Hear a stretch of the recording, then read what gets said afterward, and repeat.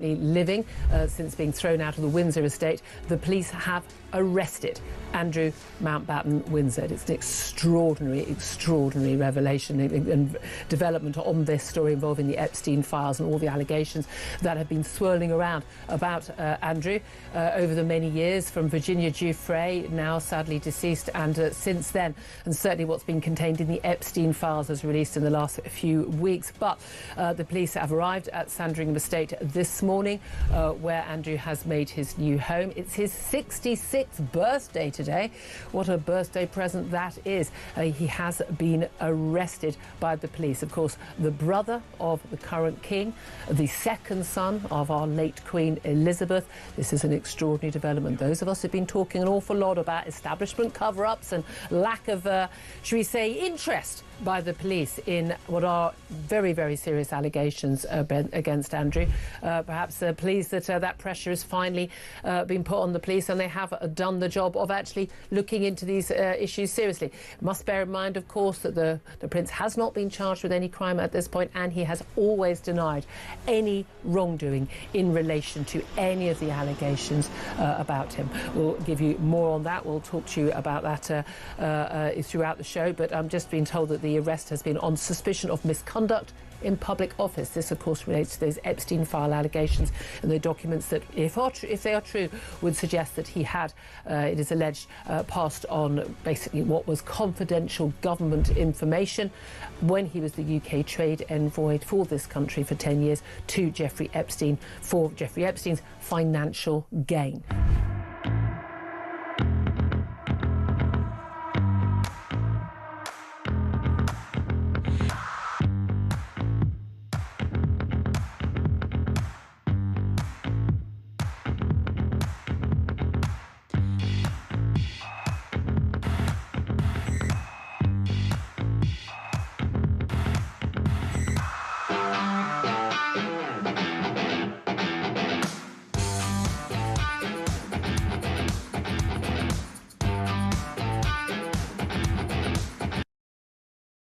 Across the UK, on DAB+, on YouTube, on your mobile, and on your side.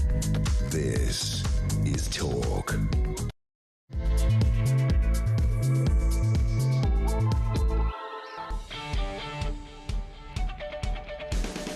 Well, a very good morning to you. What is it? Tuesday, the 24th of March. Welcome along. It's Talk Breakfast, the home of common sense. And, of course, the home of you, the alarm clock Brit that's already up, probably at it, trying to get in the bathroom or back from work, whatever you've done, a night shift or whatever, if you're heading out. Welcome to the show. It's where you come and your views on today's news matter to us. Guys, it sounds like it's sort of like lines that rhyme. Listen, as ever, we're back to the A-team. The man that had the poops has returned. Alicia has resigned herself to being in the dark. And Christian, top producer, is back in the building. Big M, known simply because of his weight, not his... Anyway, he's pushing the buttons, Big M's here. Nehar's here, and G-Spot isn't here because we can never find him. He's probably gone to the toilet. If you want to be on the show today, 0344 499 1000. A surprise guest to do the papers with me in a minute that will excite you and make you very happy. But first, let's talk about what's happening. Of course, everybody wants to talk about what's happening in Iran. Trump's gone from I'm going to completely obliterate the Straits of Hormuz to there's a ceasefire. The Iranians say he's blinked first, we've won. It's a tinderbox. It continues. We will, of course, keep you updated throughout the show and throughout the day on Talk. But domestically, this is just brilliant. Thank you so much indeed, Ed Miliband. You've made my morning. He's been accused, I think quite rightly, by Kemi Badenoch of net zero fantasism. Today she's going to use an opposition motion in Parliament to force a vote on unblocking drilling in the North Sea. Right? We have this discussion almost daily. And the analogy is really simple. You've got a resource, you idiot, Miliband, that will pay off this country's debts and help all those businesses and people who are struggling. But your net zero madness means that you ignore that. Yesterday, the Offshore Energies UK Limited warned that Britain needs to urgently produce its own gas and oil. We've got an area that we could drill, but we won't do it. We're not quite sure why, apart from him being a net zero fanatic. But right next to where we could drill, why am I pointing? The North Sea's not over there in the corner of the studio. The Norwegians are drilling next to where we could drill, and then we're buying it off them at an inflated price. And I'm going to try and keep calm, because net zero is complete and utter madness. Everybody, they always say, don't they, oh, you know, a majority of people worry about the climate. If you ask the average person, they probably would go, yeah, you know, I have a concern about, I don't give a toss, but some of them do, right? But when you think about what this madness is going to cost, when you think about how this man will not listen to it, do you know what he's going to do on the back of all of this today? He's going to announce, I ensure from now on all new houses will have heat pumps and solar panels. Well, I'm not buying one that's got a heat pump or a solar panel in, and actually their record on building new houses mean that none will be done. That might interest you. Net zero madness. We need to get Miliband out as well. Also, you'll have seen that great report by Samara Gill yesterday, live from Golders Green, that appalling ambulance attack. The Home Secretary, Shabana Mahmood, admits that anti-Semitism is on the rise, OK? She seems to be doing, unless I'm missing the point, she seems to say a few right things. No doubt she'll be quashed. I mean, nothing from the government. I would have thought that the government would have perhaps done what they did after the Southport riots and taken to the streets and got that scum and thrown it in jail.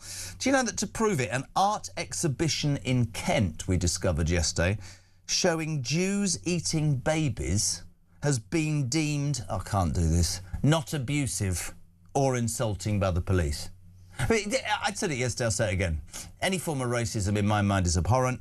But why is racism against Jews, anti-Semitism, deemed to be so less important than other racism? Why is that? Is it the colour of that person's skin?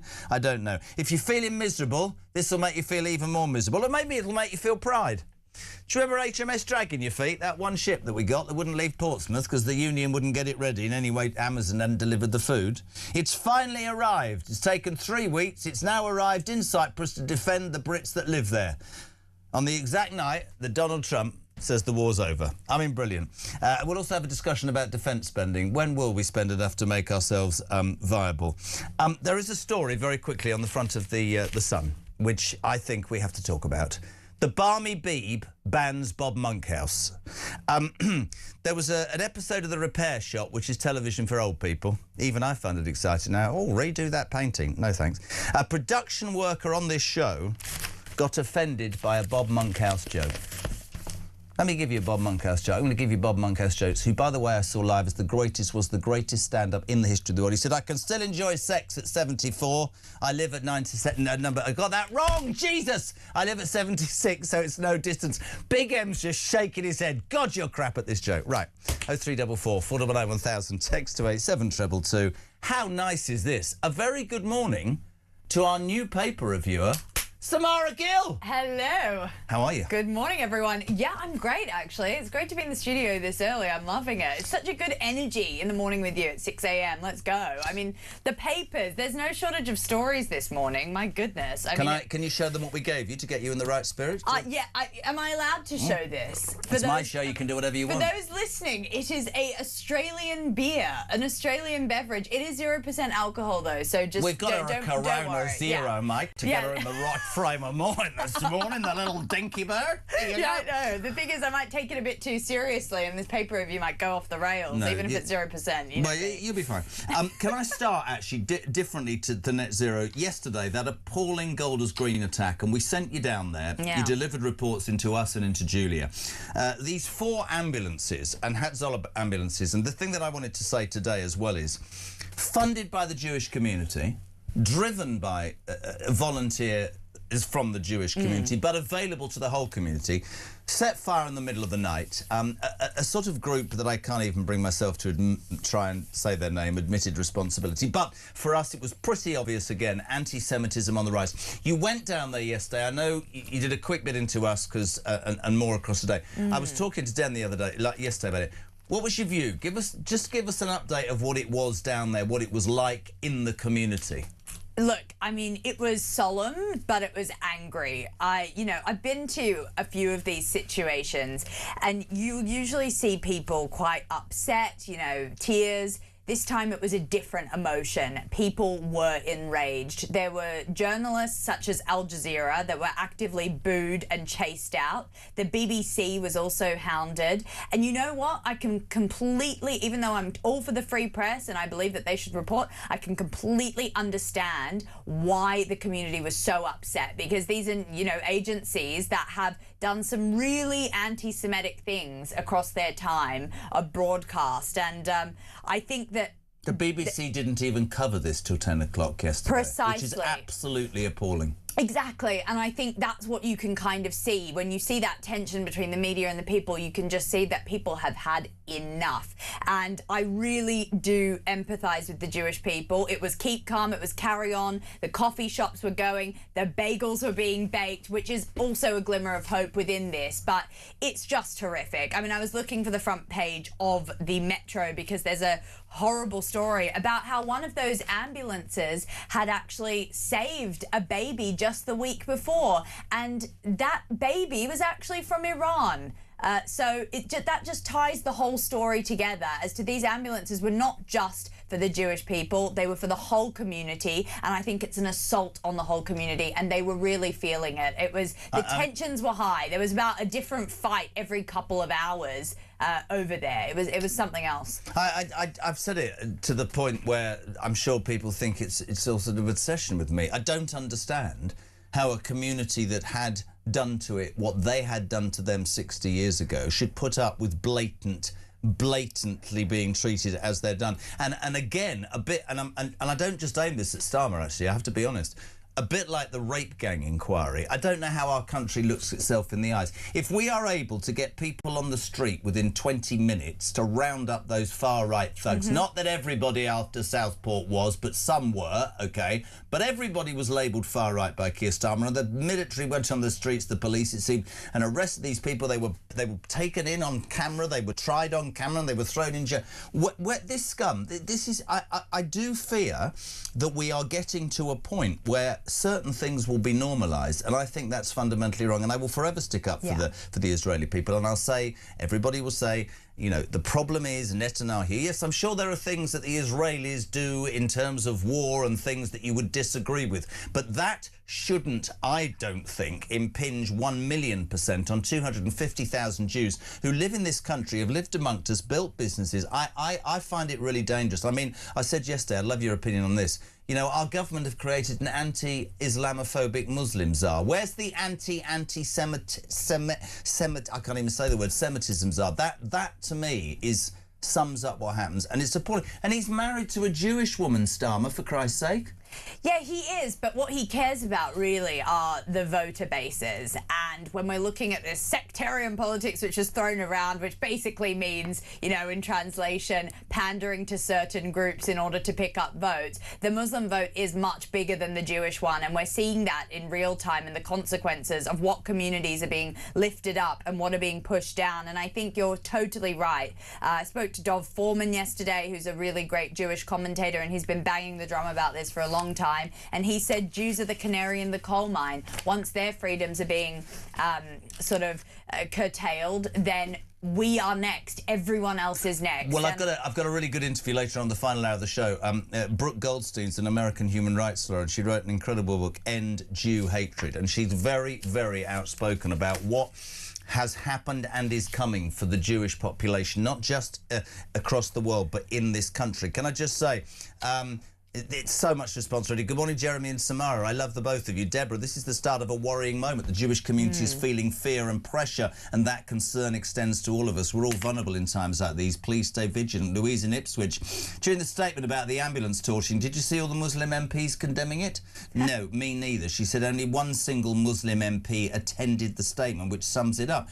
Interesting. Rupert Lowe also didn't make a comment. Weird. Interesting, that. No comment on him. Starmer, for all the people, just no comment. Starmer should be saying an attack on the Jewish community is an attack on my wife. The man's a coward. I get that. I don't, you know, to me, there has to be a reason. If you are simply allowing that sort of anti-Semitism to continue because you're frightened of the response of another part of our community, then you are not putting your country first, as you promised, Keir Starmer. You're not putting your people first. We can talk about defence in a separate conversation. You are putting your political survival first. And that is exactly the opposite to what he said, which again proves the guy's a liar. I just found out Lord John Mann, actually, is the government's anti-Semitism czar. We had him on the show before. Why don't we try and get a comment for him later on and see if we can find out? Because I don't think this government's doing enough, but I don't think previous governments are doing enough. You'll remember the Labour Party with Corbyn had a massive anti-Semitism problem. Well, just FYI, remember we had Lord I thought John... she was going to say something else then. We had Lord John Mann on after the Manchester synagogue attack, and I remember him getting into a big biff with one of the hosts, and he didn't even... I think something like he couldn't condemn something or other. It was just ridiculous. He's very spineless, that man. My memory is not jogged, but he's not really a presence. I think it's a very symbolic gesture of the government to have that. But, I mean, it's out of control now. You know, all these things like the Al-Quds Day protest, those are all just one hair away from what we saw yesterday, and we're so lucky that no one died. But majority of the people out on the streets were telling me, no, I feel much safer in Israel, than where I'm getting bombs rained down on me by Iran, than I do on the streets of London. And I think we've got a serious problem Alicia, there, if that's the case. The show is a Jewish girl, and yesterday was really fascinating working with her, because I was so appalled about this Amnesty thing. And you know, she said to me something that I thought was even more shocking. We've sort of got used to that sort of stuff on our community. Well, I don't care if they drag me out this studio. I'm not going to stop saying what needs to be said. Andrew, good morning. Morning, Jezza. When will this diversity nonsense end? I'm a white, middle-aged, straight man, and the UK absolutely hates me. I moved to Saudi because I have no longer a career path in the industry I worked in London for 20 years, yet I'm loved over here as I'm helping the country to improve. I wish I could be doing it back home, but my next roll up the chain was filled by somebody that ticked several diversity boxes and everyone knew it was morally wrong. Diversity has done nothing for the UK except cause friction. Khan taking over Trafalgar Square with the Muslims praying was purely to antagonise the British and nothing else, so he could then play the Islamic hatred card, knowing he can get whatever he wants. Had enough, Jeremy? Andrew from Saudi Arabia. You can hear it in his voice. And I was watching the response to not just the ambulance stuff, but that Muslim prayer thing. And let's make the point, because we have to, if we're going to broadcast properly, there are other religions that have those sorts of things. However, I do think, and we have to be careful with language because people go the other way, I do think we're at a very seminal moment in this country. I'm all for, genuinely, free speech and equality, but diversity. Right? Religion. We've gone the other way, Samara. We've gone to a point where take crime. The victim doesn't seem to be treated even as well as the perpetrator of the crime. Certain religions, creeds, colours, castes are seemingly treated better than others. Seemingly, if you work hard and pay your tax, I'm going to get on my soapbox, Big M, right? And you live your life correctly, Samara, and you don't break the law, you're 28th in the queue behind people who can break into our country and be given more. It's like the balance is all fundamentally wrong. That's what I think, massively. Totally. I think that we're totally intolerant to the intolerant, and it's a big, big issue. And I think it's almost the British condition, if you don't mind me saying this as an Australian, because I think that Why don't you sort of back to your own country then if you're going to be like that? I'll come with you. I think we've got it all wrong, and we're just sort of facing the consequences now. Countries like America do a lot of things wrong, but I think they do immigration in some sort of way right, because they have a banner that everyone can get behind. You are an American. This is our value system. Yes, you come from this place, but let's all be cohesive. And unfortunately, because of the way that we've been trying to pander to every single community, we're trying to please everybody and pleasing no one. And it's a big issue. That sums up Starmer. And his leadership, yes. I mean, I'm happy to say this. Some people in this building will disagree with it. There is a massive difference between legal and illegal migration. Some of our friends don't like what I'm going to say. I know many people. Start with our makeup artists who came from Poland and built the most amazingly successful business and worked like you wouldn't believe. There are plenty of people who came to this country legally, embrace this country, speak our language, pay taxes and employ people, like the guy I always say that picks me up at night. They are more infuriated about people breaking into our country and doing it wrong. And it is not far right, it is not wrong to call that out. If you are saying to the indigenous population, do you know what? Thanks for living your life correctly, but you can do one because I'm going to make sure that I apparently care for everybody else. Doesn't work. Anna, good morning. Good morning, Jez. Anna, sorry. Jez, the Jews don't rape our children. The Jews don't sexually assault our women. The Jews don't stab, don't take drugs. The Jews do not congregate in our capital city every weekend and bring it to a standstill with their vile anti-Semitic slurs. The Jews have done nothing but benefit our country. They are wonderful people. And I am disgusted at the way that the government, Labour, probably alongside with Polanski and his loonies, treat our Israeli cousins. As far as I'm concerned, they are very, very welcome in this country and should be honoured as the delightful citizens they are. I said yesterday, Samara, I just look at the front page of the Daily Telegraph, the oldest hatred is rising again. I see an Orthodox Jewish man there pictured with detectives. It's not even shocking anymore, I was at an airport the other day and there was an Orthodox Jewish man with his wife. I told the story on the show yesterday. I literally found myself going up and saying, I'm sorry. Oh, God. No, I'm sorry for the way that this... to me, it's abhorrent. Really is. Yes, but I'm so sick of these sort of empty platitudes and headlines. And, you know, Wes Streeting, all he could come and offer, I saw him yesterday at the Did he speak to you on camera? Of course he didn't. Of course he didn't, no. But he offered them 4 free ambulances. Sorry, that is genuinely putting a Band-Aid over a bullet hole. We need proper action on anti-Semitism. I thought we didn't have any ambulances. Yeah, do something about the anti-Semites. Just very quickly, that art exhibition in Kent saying Jews eating babies has been reported by hundreds of people. It's been deemed not abusive or insulting by the police. Do they know what happened on October the 7th to those babies? Do they want me to lay it out for them? I mean, what people conflate. I get really angry. There's much about Netanyahu. There's much about Israel sometimes that I don't agree with, as with America. But that does not, should not rain down, excuse the pun, on 250,000 Jews who have been our brothers and our sisters for years, and I think it's deplorable, and I'll forever keep saying it. So here's the issue here. I think that, you know, we can go down the whole free speech, freedom of expression thing with this horrific gallery representation, but unfortunately, the way that the government's been conducting themselves with having this 2-tier justice, locking up Lucy Connolly for incitement to violence. What about drawing pictures showing Jews eating babies? I'm pretty sure that's incitement to violence too. So it's like, pick a lane. We can either have full freedom of speech and expression, or we can actually condemn this sort of thing. And I think, you know, I'm actually talking to the woman who exposed this later today, and I'll have that for your show. But she's going to tell me just what happened, because she was actively chased out of that exhibition, and it was really horrific stuff. So I don't think something like this should be shown given the political climate, but I think it's a divisive one. There's a real line between free speech and poison, and strangely, our government will pick up the poison where it doesn't seem to be as poisonous and ignore the rest. Love to get your involvement this morning. 0344 499 1000. The amazing Samara Gill. In fact, Richie says a very, very, very, very, very good morning to the beautiful Samara and your ageing sidekick. Oh, hello, Richie. Very nice to hear from you. Hold on. Ageing sidekick, you cheeky git. There's life in the old dog yet. Right, 0344 499 1000. That's the anti-Semitism. Listen, that attack in Golders Green was appalling. We'd love your thoughts on that. We're coming back with, the bacon muncher. Honestly, are you anti-net zero? Please, God, you are. Morning, Ryan. Good morning, Samara. I didn't realise it was Bring Your Grandad to Work Day. Anyway, the situation going on in Golders Green is an absolute disgrace, and I'm just waiting for one of our oh-so-imaginative leaders to come up with how Muslims are the real victim in all this, because that's what's going to happen. Anyway, cheers.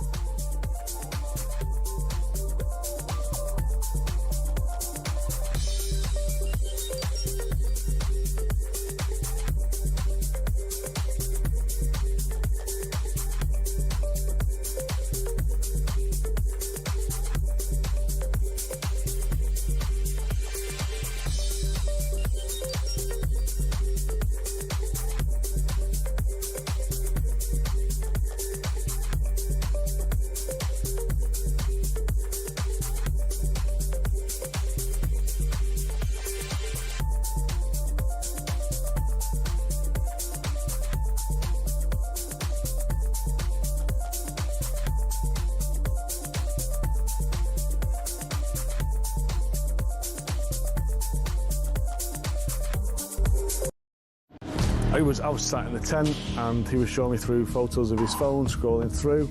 This was barbaric, horrific stuff. Blokes going through walls in vehicles and then jumping out and shooting everyone. You know, his WhatsApp picture was him with a mask on, with a gun like that. You're in a tent with this guy? I'm in a tent with this guy, and actually he's just showing me this stuff. I'm just thinking, this is not the kind of bloke you want to be coming to the UK.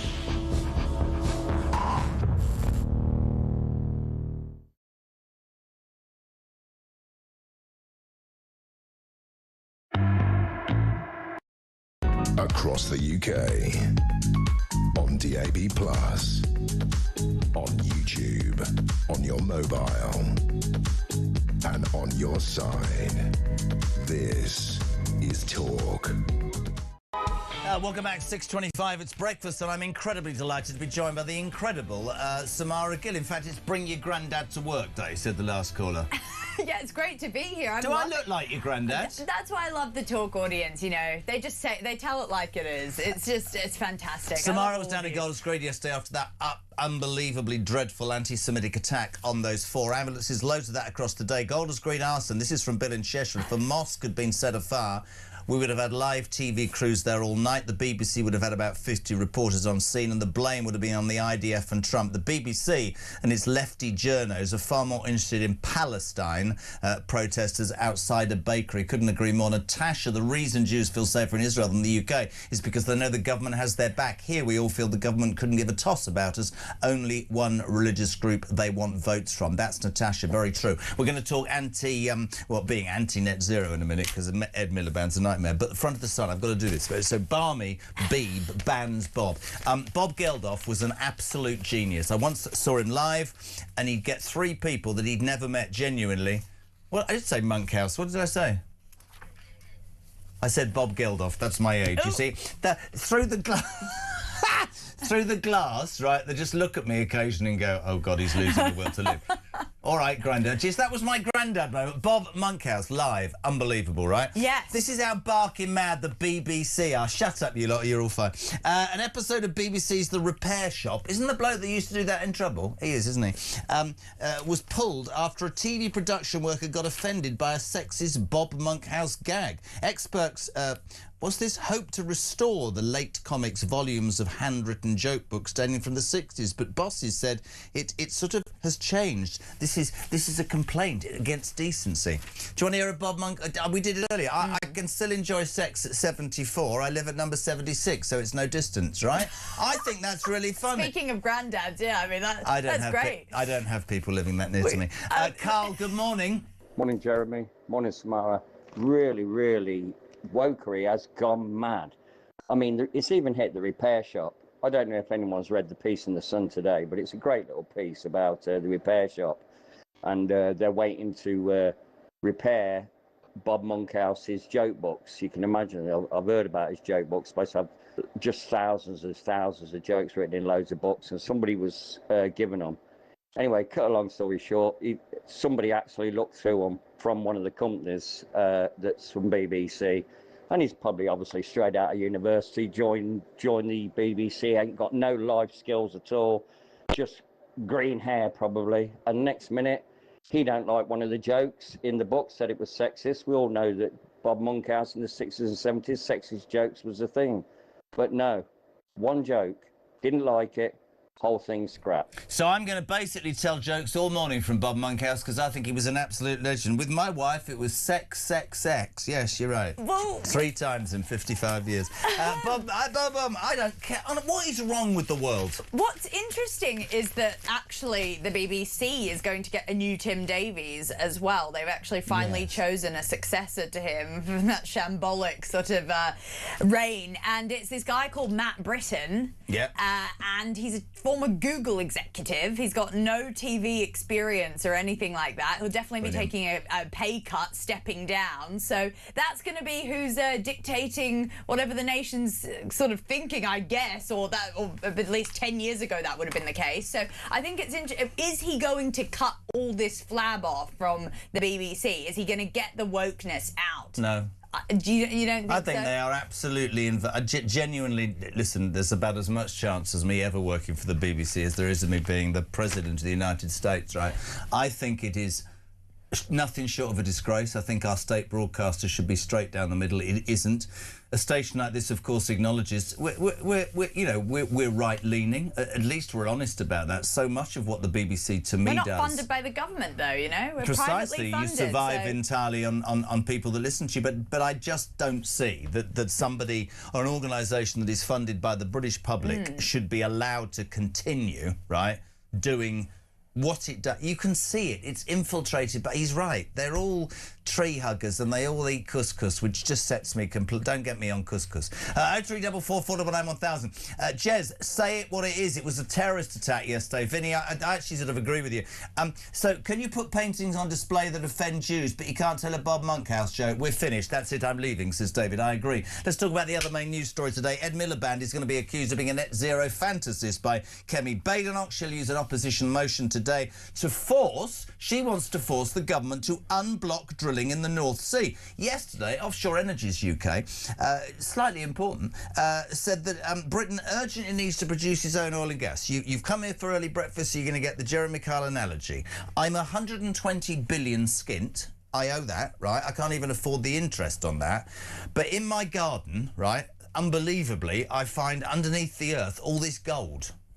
But I don't want to dig it up and pay off my debts because I might upset the neighbours. They're going to put their hands over the fence and take the gold, and I might buy it off them. It's barking bloody mad. We are skint as we are. I'm not even talking about environmental issues here. I'm talking about common sense resource. And when people say to me, you know, oh, are you talking about drilling? Yeah, I am. Drilling and fracking. And this, and let me tell you, I'm very proud to tell you that I got my 6-year-old grandson to go into school and say, drill, baby, drill. I love that. And can I add to man. that analogy? Yeah. It's almost as if, as well, you've got a house full of starving children that can barely afford to eat and are freezing cold, and you still refuse not to dig up the gold bars. Yeah. That is what it's like. You know, this nation is actually taking its people for a ride with this net zero crap. And he's mad, by the way. No, but he won't listen to anybody. I mean, the essential thing is that when the Labour Party lose the next election, and whatever cohort comes in, it doesn't matter, right? This will be reversed. It's not even about the environment. It's basic common sense. What's he going to do in response to this today? Now, Ed Miliband's going to pledge heat pumps and solar panels for all new homes. He is, and you know, just a couple of days ago it was revealed that he spent more than £800,000 on his trip to COP to discuss all this. So he sent 73 delegates over from his net zero department to Brazil last year, and the plane travel alone cost the public £210,000. Somebody once said to me this: if you get this net zero madness, right, what happens when you get there? I mean, what essentially happens? Does you get a medal or something? I mean, the rest of the world is concentrating. I mean, I just think if your country's skint, if your country's suffering as our country is in terms of we don't have a defence system, we don't spend enough of our GDP on... Look at that HMS whatever's just arrived in Cyprus. We're a joke internationally. Our public services are crumbling because we spend... What is it? 407 billion a year on welfare. It's wrong. Everything's wrong. The thing is, I think it's going to plummet us totally kind of almost into the third world. I know that's very aggrandizing, but, you know, you hear Rachel Reeves pledge just a couple days ago that we're going to go and bring AI into the future, and that's going to be what it's about. How the hell are we going to do that if our energy costs are the highest in the world? What you need for that, and what you need for a flourishing economy, is energy. It's not that hard. I mean, Donald Trump understands this so well, even though he's made a couple missteps along the way. Slight missteps along the way, but, you know, he does actually get that you need to frack, you need to drill. We've got so many resources. We are a rich country, but we're acting like a poor one, and I just hope I was worried that you came in... Well, I was worried you came in a green dress. I thought you were going to come out for Zach Polanski's party today. I would never. Only maybe if he could enlarge my boobs, but that's... you know... Well, it worked for Big Mark. Ask him. Can I just say... Biggest man boobs in the world. I'm joking. Listen, can I just give you a little analogy here, right? Ed Miliband, this is the man that will spend 800 billion, Samara, skinting this country. This is him teaching kids about net zero. This is fascinatingly bad. I'm trying to get lots of new ways that we can power our country, like solar power, wind power, What's good about that is it's good for tackling climate change because you're not burning fossil fuels, which is what helps cause climate change, but also you can get cheaper energy bills for people. Yeah. So you're trying to do both of those things together. You're trying to make things better now, and you're trying to protect against climate change. How dare he stress children out like that? I was part of that generation where they were like, the world's going to sink by 2025. Did they tell you that yes, at school? Yeah, in Australia? Yes. And it's just, we wonder why there's high levels of anxiety, depression among children. They're constantly being told Palestine net zero. I mean, that audio that we just played, he was in a school saying that. I wouldn't let him in a school. I think he's dangerous. And loads of you agree. Miliband is a dangerous obsessive. His life is dedicated to saving our country from the fossil fuel poison. He listens to no one who disagrees. He has insane beliefs. He needs to be stopped. Yeah, this is interesting. What hold does he have over Starmer? Liz in Norfolk, you're so right. Do you remember when all that, they thought Starmer was going to fall? Miliband's definitely calling the shots. Let's not forget, this man was horrific as the Labour Party leader. He lost an election. Do you remember the tombstone? With his ideas of how his 15 plans. It was engraved on a tombstone, and they had great fun with that. Margaret says, Ed Miliband, what heating he has at his house? Would it be a heat pump or a gas boiler? Mike from Bryn Mawr, lovely. Morning, Jazz. Morning, Jazz, is it? I think Ed Bacon Boy Millipede is as useless as a chocolate fireguard, but even if we drilled in the North Sea for oil and gas, it would be sold on the open market as Thatcher sold the licences to the oil companies. Good morning, JK. This is from Sean in Gloucester. Every day, Stalin and the Labour Party do something that makes me even more furious. Not only the lies, the hypocrisy, the sleaze, the ideology, all harming the economy and ruining the country, but Stalin is actually endangering us. I agree past governments started the demise of our armed forces. It's been supercharged under Stalin. Added to that, he will not make a decision and stick to it. He did this and has a knack of getting everything wrong. Rayner or Miller Pratt will be even worse, though. I think this country's finished. I mean, that's a miserable thought, but I understand when people feel like this. I think we've got a real level of incompetence here, and I just, this new proposal. New homes will be built with solar panels and heat pumps. They never build any homes anyway. What's that all about? Well, it says, plug-in solar will be in shops within months for existing homeowners. Oh, great. I mean, they announced that there's going to be, a reduction in our energy bills for 3 months. How's that going to work out? They didn't quite take the conflict in Iran into mind. I mean, we've got obviously 1.5 days of energy, I guess, reserve, they're saying, and that's all to do with gas. We are screwed, aren't we, in this country? Let's be perfectly honest. It's not good, is it? I think people like Ed Miliband should be brought in front of courts to actually explain the logic behind their net zero insanity. And I say insanity because I think it is. And I'll tell you somebody else who needs to be found. He needs to be outed. Jürgen. The man that runs Great British Energy. Oh. Where is Jürgen? How much does he earn? Does he have an office? Does he have any? Nobody's seen Jürgen. Great British Energy. My great plan. What is Great British Energy? Is it a company? Does it create energy? What does it do? The man's on 200 and something grand a year, Jürgen. Nobody's ever heard of Jürgen. What did you say? Let's do we're going to have a Jürgen, not Jürgen Klopp. This was a... Honestly, you're more likely to see a squirrel vaping in the United Kingdom, more of that later, than you are to see Jürgen, who's head of GB Energy. But we have a clip. This is Jürgen, apparently. It will help bring energy prices down. When? Well, it's a matter for government and policy to decide. But as the boss of this, and as someone who is driving forward the ambition of the government, you surely have an idea in your head of when that central pledge to the people of reducing their bills by £300 will come into action. It is not in the remit of Great British Energy to work out exactly how that energy costing gets through to the consumer. So what is your remit? Who are you? Why do you look like you're in rehab? And why have we heard nothing from you in 18 months? Net zero is madness, OK? Net zero. I understand people want to save the climate. I personally think there are more important things to do right now. Samara Gill is doing a fantastic job. She's on the Australian lager. It's 20 to 7 in the morning. She's reviewing the papers. We've got Kinsey Schofield and more Bob Monkhouse gags on the day that the BBC has banned Bob Monkhouse. Just basically, they think his jokes are offensive. So we're going to continue telling them. Let's pull another one out. I'm not saying my wife's a bad cook, but the Eustace cow uses a smoke alarm as a timer. Brilliant. Morning, Sean. Morning, Samara, and whatever his name is. Sean in Cheshire. Just thought I haven't commented for a few days.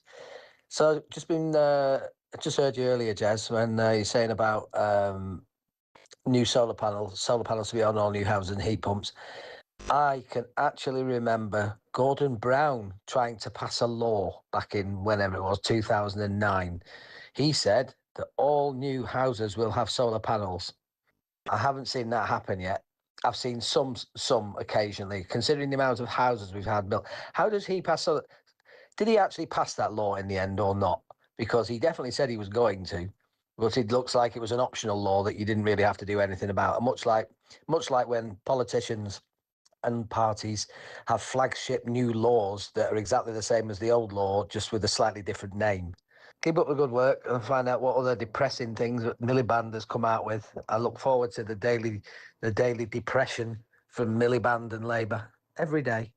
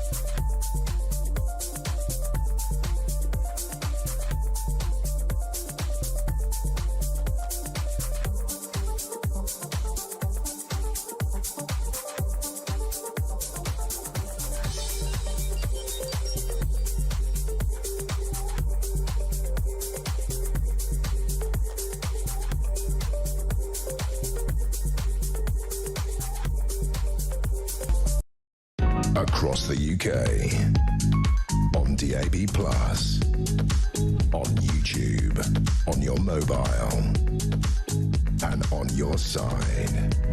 This is Talk. Welcome back, 18 minutes to 7. I'm loving this morning. It's Tuesday. If you're waking up, this is the home of common sense. It's the home of Alarm Clock Britain. Samara Gill, the legend that is Samara Gill, on breakfast this morning.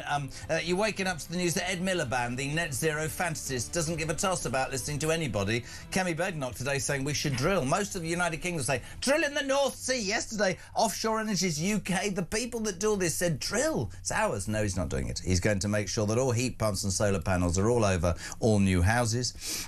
Yesterday, of course, that horrific anti-Semitism attack, I can't say that word today, in Golders Green. Home Secretary Shabana Mahmood seems to be talking quite a lot recently. He says it's outrageous and it's on the rise. We'll do something about it, and if you are interested, obviously we've had I'm going to bomb the Straits of Hormuz from Trump. Last night a ceasefire, I'm not sure. We'll keep you updated. What is for sure is that HMS Dragon Your Feet, our only ship, finally got to Cyprus yesterday, 3 weeks after it all started, and about 20 minutes after Donald Trump said it was a ceasefire, which is extraordinary. By the way, you're loving the fact that Bob hating the fact that Bob Geldof's been banned by the BBC. My favourite... Have I said Geldof again? I'm doing it deliberately now. My favourite Bob Monkhouse joke. I was lying naked on top of my hotel bed when the chambermaid walked in. Eventually. Brilliant, fantastic, keep them coming. Right, Samara, this is for you. I'm going to HR about that. Morning, JK, great show. This will make you smile. Page 2 of The Sun. A trans woman has the top job at the Endometriosis Society. This just made me laugh out loud. An MP and a top novelist has slammed an endometriosis charity for appointing a trans woman as its representative. Steph Richards, who was born male, has been chosen as the Parliamentary Engagement Officer for Endometriosis South Coast. Endometriosis is a horrible disease that can cause women not to be able to have children. And sorry, just as a... I'm not... I mean, please, you're a woman. That's ridiculous, isn't it? It's horrific because it's something I'm not going to get into too much detail on breakfast, but it's something that's really to do with being a woman. Let's just say that's what endometriosis is. You kind of have to have the parts to understand. And I actually, we can laugh about it, but it's really serious. It's a very, very painful thing to have. Yep. A lot of women experience it. I have a family member who has it, which is, this story is appalling. Many women don't even know that they have it because of how little it's been sort of researched and everything, because most of the research goes into the male sort of body. So I think that it's dark days, and this is a governmental appointment, so it shows just how rotten it is still. Even though we think that we've kind of backtracked on the whole woke movement, it's still rife within the public service, and only bad things can come of this, in my opinion. I mean, what does he know about endometriosis? He's never experienced it. He would have never experienced it because he is a man. Mate, I couldn't put it better. 6:45 0344 499 1000. Just to keep us in the light-hearted mood, we've got Bob Monkhouse. There is a war raging. That's what we have. Light and shade on the home of common sense. A squirrel has been filmed in Brixton in a London park smoking a vape. I mean, this is extraordinary footage. There is the squirrel. If you're tuning in, it's the strawberry flavour, and underneath the trees... Of course it's Brixton. Well, he's having a vape. Look, do they give them out now? I mean, honestly, this is extraordinary. Perched on a wooden fence in South London, handling an e-cigarette between his paws and holding it up to its mouth. We had a bit of a meeting this morning before we came on air about how we could sort of throw this out to the public.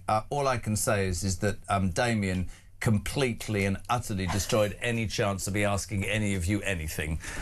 Extraordinary human being, extraordinary stories. Apparently they thought there was a red pepper at first, so they thought it was a giant... red pepper? They thought that it was a giant red pepper, and then a social worker got involved because she... Really? Yes. Oh, because she was worker. Concerned about the squirrel's safety. Are you winding me up? No, I'm not. A social worker got involved because they were concerned about a squirrel's safety because it's found a vape on the floor. What's happened to the world? In my day, squirrels used to play with their nuts. What's happened? It's all gone wrong. It said, the social worker said to the Express, I was so shocked, I was so concerned. I thought several tokes of the vape might make him sick and he might have to be hospitalised. That's the social worker. Yes, so, yes, she said she couldn't believe her eyes.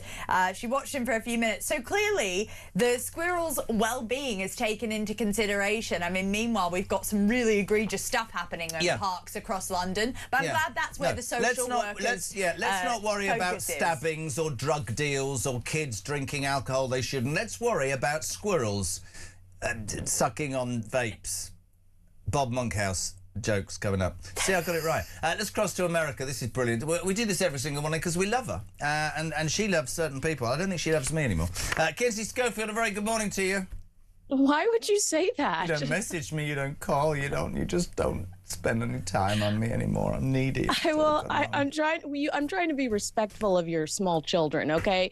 You were on daddy duty over the weekend because your wife took her girls' trip. I'm not going to bother you during that time. I needed bothering. 6 children and 2 grandchildren. I almost felt like when I was taking them out, you two, for the weekend, it was like a living leash, right? And I tried so hard to do everything so perfectly, and I went 50 yards to buy ice creams, right? And I came back and one had grazed their knee, another had been hit in the face, one was crying because sand was up their backside. Honestly, I actually have to publicly say, I don't know how, honestly, I mean, I nearly went to rehab Sunday night. I literally... extraordinary. And how do women... honestly, that's a sexist comment. How do you feel, by the way, from an American perspective, that this country is so mad that we've given a transgender woman as the head of the Endometriosis Society, a governmental appointment, Kinsey Schofield? Keir Starmer is sounding a lot like Joe Biden these days. Sounding... Under the Biden administration, we did the exact same thing. Do you remember that story, Samara? The guy that was standing with... I hope I get this right. Kamala Harris, Tim Walz. Didn't he put tampons? That's what his tampons in the boys' rooms. That is what his tagline was from the Trump administration. He put tampons. Correct me if I'm wrong, Kinsey, but he put tampons in the male bathrooms. He did. Tampon Tim. God love him. Why? Sorry, you two very successful ladies. Now. Why would you put tampons in a male toilet? Because you're pandering for votes. I mean, he was clearly trying to pander to a certain demographic, and he wanted the liberal vote. It's lovely to see you. Really lovely to see you. Fantastic. What should we start with? There's a story this morning. I can't let Andrew Mountbatten Windsor off the hook. He's got a mobile caravan at the back of his new house. Have you seen this picture? He's put an old mobile caravan. What's he gonna have? Who's he having round? Is there not enough space? This is brilliant. It is. It's. I mean, we should give him some credit. At least he's housing the help. This is for the people that are working for him, because his home is no longer big enough to hold everyone. So he's giving them a mobile home. What I thought was the wildest aspect of this story is they're carrying in all these boxes as they're moving him into Sandringham, and they all say HRH. True, I saw Let this. it go. Let it go. Let it go. What was that from? From Frozen. I see. You should know this, 6 kids. Balamori. What's the other thing? Pokemon. Oh, Pokemon's the big deal over here. We can't get cards. I've got plenty of Why am I even having this discussion? This is a news channel. I'm talking about bloody Pokemon cards at 10 to 7 in the morning. I'll tell you one of the biggest gripes. I mean, you'd probably share this, both of you, but one of the biggest gripes that I hear from people about Andrew is, apart from the lack of contrition, because he's not one of those people, is, and the HRH on the boxes is absolutely him down to a T, is that actually people go, hold on a minute, I'm really struggling, and he's still got a chef and a valet. He might have him in a mobile home, but how is that? How is that punishment, a lot of people are saying, right? I know. I've got a photographer friend who's camped outside Marsh Farm, where he's kind of... Farm? It's almost as good as Gilboff. Yeah.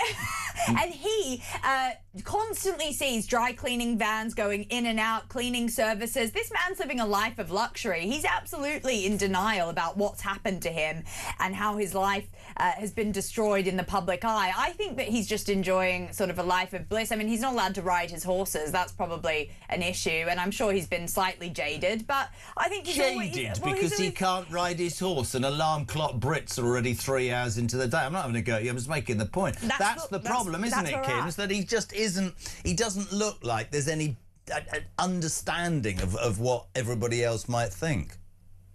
He doesn't, but I think that the reason he has such a cushy lifestyle still is because the king's afraid of what he might say or do. You know, Sarah Ferguson, they can't control. She's over here trying to clone corgis, but he can control his brother, and he can shut his brother up. And I'm sure that Andrew knows where the bodies are buried too, and if he wanted to take the royals down, he absolutely could. And there is a dirty book publisher out there that would give him the opportunity and the voice if it ensured that if he ensured that he could bring some dirt. So I think ultimately this is just the king trying to keep his brother satisfied just enough to shut up and stay under the radar. I get that, but in effect you then could say, could you not, that the king is financing, harbouring and looking after a criminal suspect? At this point, yes. While he's under investigation, you can say that, and it's not a great look. But we'll have to wait and see what they come up with. I don't know if he'll be fully prosecuted for this. He can't be. Let me tell you what, and I know this for an absolute. I think you said it to me, so I'm going to take absolute credit for it. All he's got to do if he goes to court, do you know what he's got to do? All he's got to do for the whole thing to collapse like Paul Burrell is go, I told my brother. Doesn't need to. Doesn't need to. Because the king has to be his witness, and the king can't be his own witness, and it's just a nightmare. But you see, that's the point, isn't it, ladies? A nightmare for Andrew Mountbatten Windsor. To hard-working Brits, hard-working Americans is not a nightmare. It's a wonderful lifestyle. But yeah, he's been so pampered. Talking about denial. How can we do a part with you without mentioning the Madam of Denial, Meghan Sparkle, has announced that having lost the Netflix deal, nobody wants to do a podcast and no person wants to buy a jam because it's seedless. No, I didn't mean that. She's going to return to acting. Are we getting back into box 23 of Deal or No Deal? She make my golf trips to Flower Island more exciting. I mean, I'm going to correct you here. It's like, this is just, what's in the water? Because we had Boris Johnson write that piece that was like, Harry, please come back this week. And now we have Eric Roberts, the failed actor of, he's the brother of Julia Roberts. God love him. I mean, he's just not to Julia's level. On a red carpet saying that Meghan needs to come back to acting. The world is ready for her. I don't know what Boris Johnson, obviously allergic to prophylactics, but I don't know what else he's got going on over there, because nobody in Britain wants him to return, and nobody in Hollywood want Harry and Meghan either. Jack Quaid is in this new movie with Meghan on Amazon, and E.T. thrust a microphone in his face and said, how was working with Meghan Markle? I've never seen a man spin so well in his life. He avoided that question like the plague, refused to acknowledge it, was like, well, actually, I star in that movie, and then he lists his co-stars, and it was like, it was the most fun. So a very unrealistic headline from the Daily Mail. We love them, but clickbait, clickbait, clickbait. I completely agree, and very much like Andrew, a complete and utter inability to understand, sorry, how hated you are. Kinsey, it's amazing. We love having you. Thank you so much. Tomorrow morning at your place, 6:45. Don't be late. Lovely. Okay. Kinsey Schofield. We've only got a couple of minutes. I want you to stay all morning, but you're a busy woman. Just breaking news overnight, by the way. We should always keep people on talk up to date. Iran has launched missile strikes on Tel Aviv just a day after President Donald Trump declared peace talks with the country and had said it had been good and constructive. Nobody knows quite what to believe at the moment. Is he... I mean, Iran has said Donald Trump blinked first. We know we're doing well, but God knows, horrific. Iran's also calling these peace talks fake news. They're using they're using Trump's own vernacular on him, which is a really interesting move. I think Trump has underestimated how the Iranians can be. I think rule number one of war is know thy enemy. Yeah. And I think that he saw a win in Venezuela, and I think it hasn't been the same playbook here, unfortunately. He might have been promising. And he has to be careful ahead of those midterms, because he stood on no foreign wars, and he stood absolutely on making the local, the domestic economy better, and that's the struggle. Totally. Can we have you do this regularly, please? Oh my gosh, I'd love to. This is a great start to my day, and then I'm going to hop on the streets and. Are you saying hop because I'm hopping a lot? Are you saying that? We've got very busy days tomorrow and I after this. I've got 3 more hours. She's off to have well, you're going to have go to the spa for a couple of hours. Yeah, probably a glass of champagne, a cigarette. You know how it is. Read a couple of Bob Monkhouse jokes. That'll upset a few people. We love you. Thank you very much indeed. The amazing Samara Gill back next week. Well, throughout the week, reporting and doing all sorts of stuff she does on breakfast. Almost 7 o'clock. The Deputy Leader of Reform UK, Richard Tice, finally back at work. Good Lord. He'll be on the show very soon, and we keep your calls coming, please. 0344 499 1000. Your text messages, as ever, to 87222. Start your message with the word talk. News at 7 is next.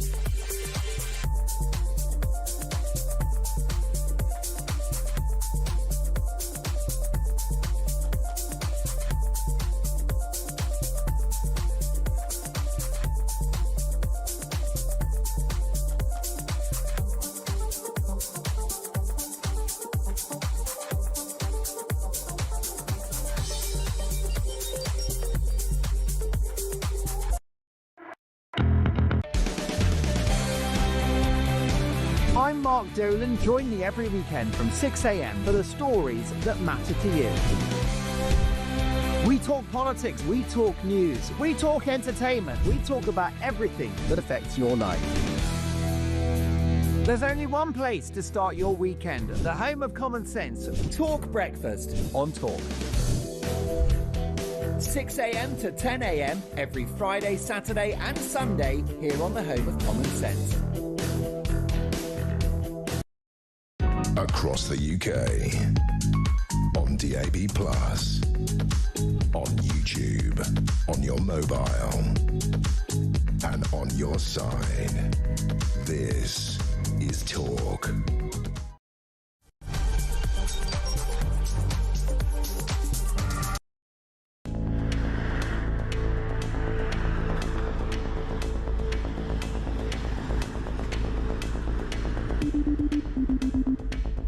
Fancy returning to the front line as Foreign Secretary? I am going to return.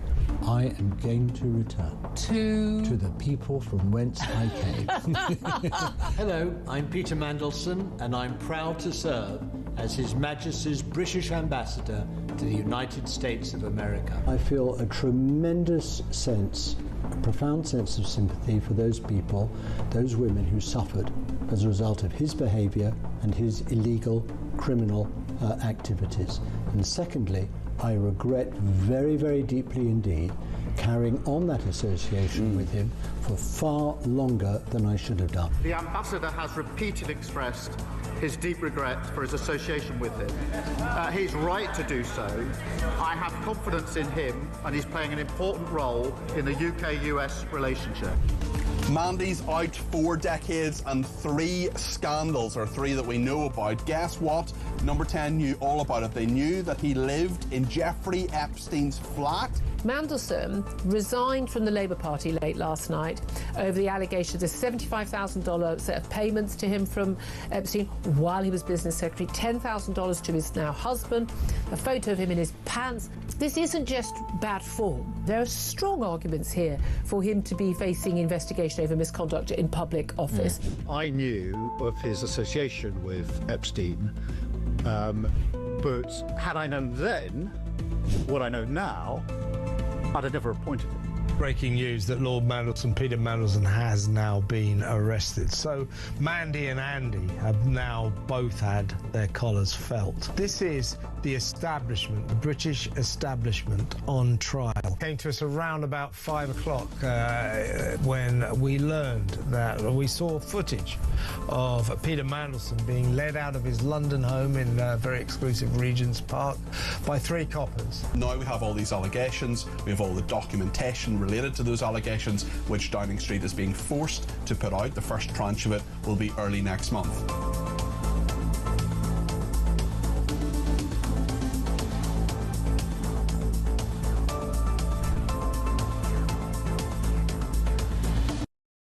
Across the UK, on DAB+, on YouTube, on your mobile, and on your side. This is Talk.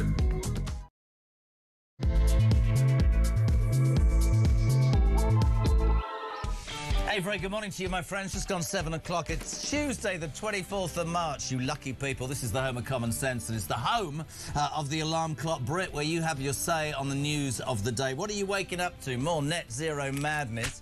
The Tories want to force a motion saying, can you just start drilling, you idiot? We've got this great resource in the North Sea, Miliband. And what do you want to do?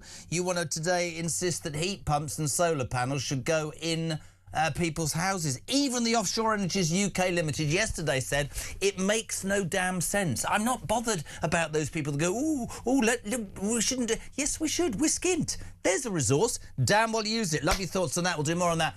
Appalling attack on those 4 Herzola ambulances in London yesterday, funded by the Jewish community, driven by the Jewish community, for the entire community. Oh, Shabana's been up this morning. Shabana Mahmood, definitely. Anti-Semitism is on the rise. Wes Streeting out yesterday. Well, do something about it then. because any form of racism is abhorrent. But no, OK, let's be honest. You've got an anti-Muslim czar. What about an anti-Semitic czar? It is an absolute disgrace.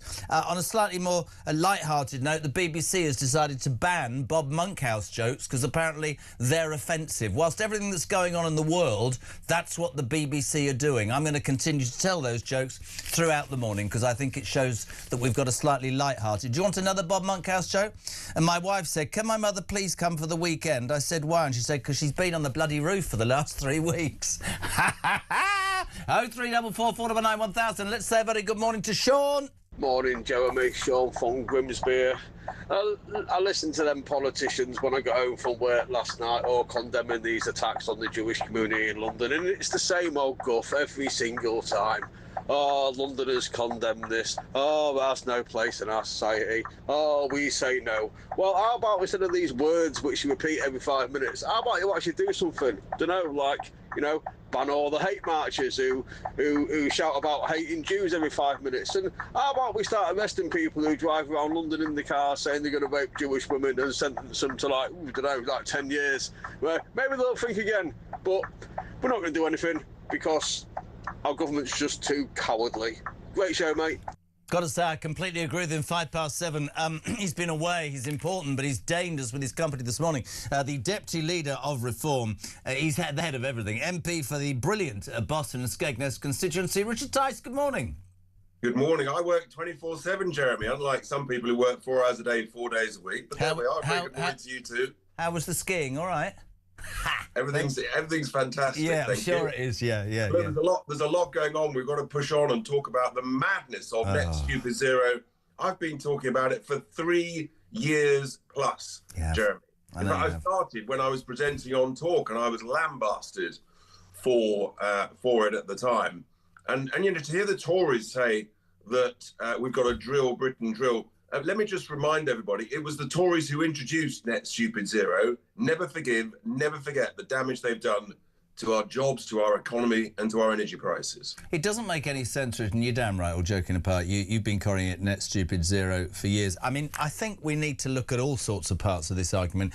You've got a man who, I mean, he is massively, he's obsessed about this. This is his bag. You're a businessman, a successful businessman. If you're 800 billion quid or whatever it is in debt, and you're going to spend even more on something that achieves what the rest of the world is getting on, I'm personally at 60 more interested about, I don't know, making sure that we can defend ourselves as a country with what's going on in the world, making sure, for example, that our public services that are overrun and creaking in all parts are better prepared to help people in this country. It's all about priorities.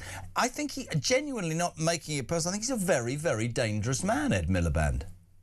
He's actually more dangerous to the British economy than Rachel from accounts. His insistence on getting rid of fossil fuels and this sort of mad dash for clean power 2030, which is completely unachievable, and it's just making us all poorer at every single level. I mean, it is truly, truly dangerous. And when I just simply say, just remind everybody, gas prices in the United States are about a third of ours. Yep. Why do you think that is? Because they use their own domestic gas. We've got loads of it. We should be using all of it as much as we can. Every single last therm, every last barrel, every last drop of oil, it's our energy treasure. And if we use it ourselves, then actually you get a multiplier effect of jobs, of growth, and lower prices. When you think about it from a business point of view, when you think about it from a fiscal point of view, it makes no sense. They always throw out, don't they, Richard? They always throw out the, you know, 70% of the country are worried about environmental issues. If you ask somebody a generic question, are you concerned about the environment? They go, yeah, probably. If you said to them, by the way, are you in favour, right, in favour of spending billions of pounds to achieve something that nobody else really cares about, to the point where it will completely and utterly bankrupt this country and screw you monthly or weekly financially? They go, absolutely not. It's the way the question's done. I don't understand. I mean, yesterday the Offshore Energies UK, massive organisation, said you need to drill. And I do get, to be fair, we have politicians from all parties on this show. I do get the frustration that you're saying from a reform point of view, because suddenly the Tories are saying, drill, baby, drill. They'll say, as they did yesterday, that they still granted oil and gas licences. You're saying that it started with Johnson and before that, and they were part of this problem. It's not just down to Starmer. They are 120% part of this problem. They introduced more regulations. They introduced the windfall tax, the energy profits levy, up to 78%. They introduced net stupid zero. It was Boris Johnson that said we wanted the UK to become the Saudi Arabia of wind, for heaven's sake. They are totally and utterly responsible.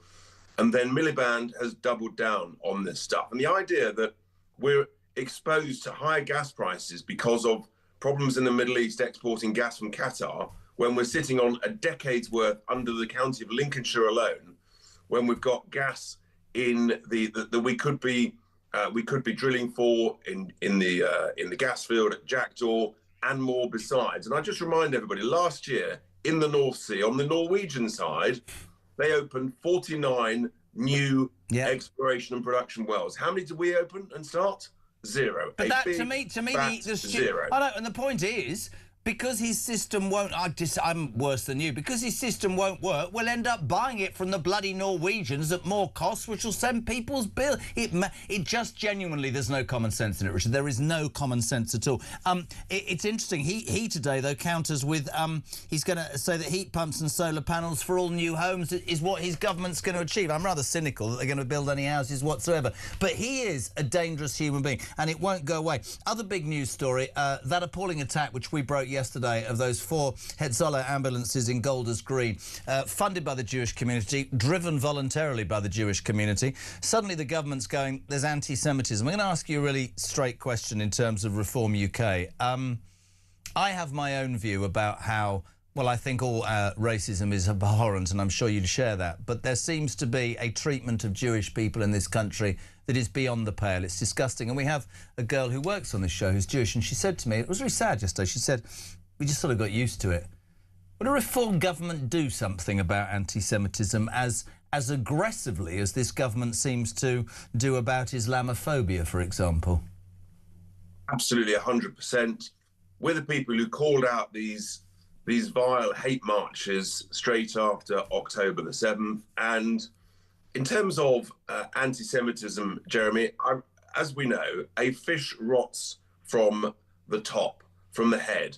And the truth is, when I look across the green benches at 400 MPs, my estimate is about 200 of them, give or take, are seriously anti-Semitic. That's where it starts. That's why this just sort of flows down. It's absolutely horrific. But the Labour Party is riddled, absolutely riddled. It is corrupt with anti-Semitism. And I know I get in a lot of trouble for it. And there are some very good people in the Labour Party who are working very hard against the scourge of anti-Semitism.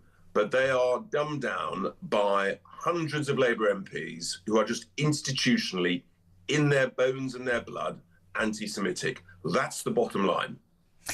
Couple of comments as you're speaking. Always give it to you straight. Ian says, you two are missing the point. Net zero is necessary for your grandchildren and their children's children. In the Alps, the snow is melting and avalanches with rocks the size of mini buses come down. Wake up, you two. Well, our alarms went very early this morning, Jeremy. The reality is the climate has changed for millions of years, and it will always change for millions of years. Anybody who thinks that humans can stop that climate change that's gone on for those millions of years, I would suggest take a just take a look at the real data. Look at the ice cores from Greenland and the like. Look, the reality is there's nothing environmentally friendly about covering 100 square miles of Lincolnshire, prime agricultural productive farmland, with Chinese solar panels. I've got a better one for you. I've got a better one for you. Tim's supporting you. Brilliant. He says, morning, Jess. Morning, Richard. I'm actually watching the council, as we speak, fill potholes, and guess what they're using? Oil. Tarmac comes from refined oil, so we're now importing our bloody roads, he says. And that's a really salient point. That's exactly the point. Far better. It's not about, hug a tree. It's about what's going wrong with this country. Everything seems to be on the back foot. If one of the most important assets, I guess, that we've got is there. Use it. Makes no sense. So much I want to talk about. There's some breaking news overnight, Richard. Iran has launched missile strikes on Tel Aviv just a day after President Donald Trump declared peace talks.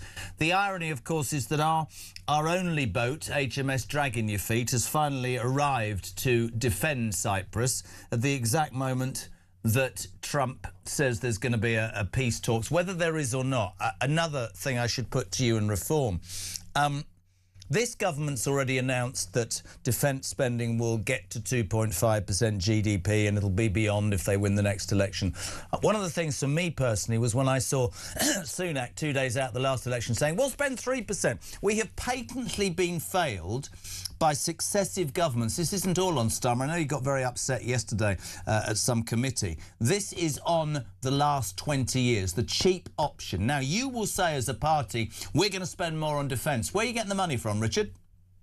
We've always said we'd spend more on defence. We were the only party in the general election to say we needed to get to 3% in 6 years. You get the money, Jeremy. For example, net zero, give or take, 30 billion a year.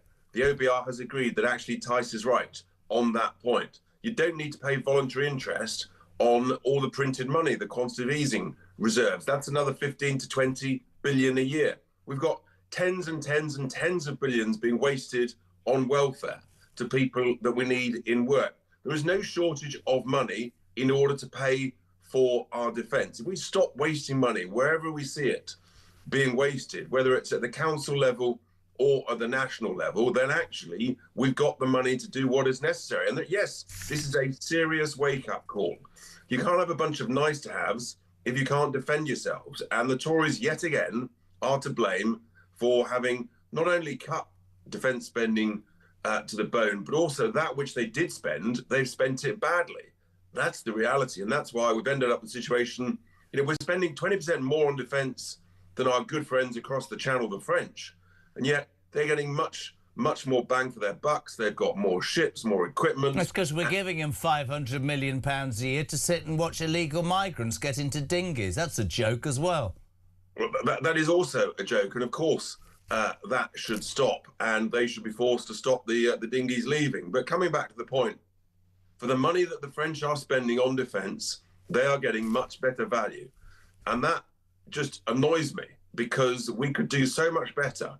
We should be promoting British defence industries, making our requirements and our procurement much smarter, much more efficient, much clearer, and we'd have much more kit. That's the reality, but we just haven't learned the lessons of the past. I've known you for quite a while. Would you say that you've changed as your star politically has risen? Because you just spoke about yourself in the third person. You just said, back the OBR, Tice is right. This is slightly worrying, this third person thing. I'm just teasing the OBR, I'm teasing the Climate Change Committee, because frankly, I have been banging on about this until I'm blue in the face for years and years. And it is sort of reassuring but galling to hear the Tories now say, oh, we've got to drill Britain drill. Well, where were they a few years ago when we should have been doing that? Final question today. You'll love this. First time ever on this show. Guess who's on after the break? Your wife. I mean, that's extraordinary. To be. Oh, yes, to be, yes. Do we know when that is yet? It's in the autumn, Jeremy. Yeah, I know. I've got the invite. Right, this is a story that people will have missed.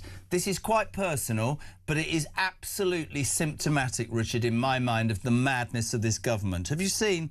Today, an MP and a top novelist have slammed an endometriosis charity, the main endometriosis charity for the South Coast, Endometriosis, they have selected a trans woman to run the Endometriosis Society. Steph Richards, who was born male, has been chosen as the Parliamentary Engagement Officer.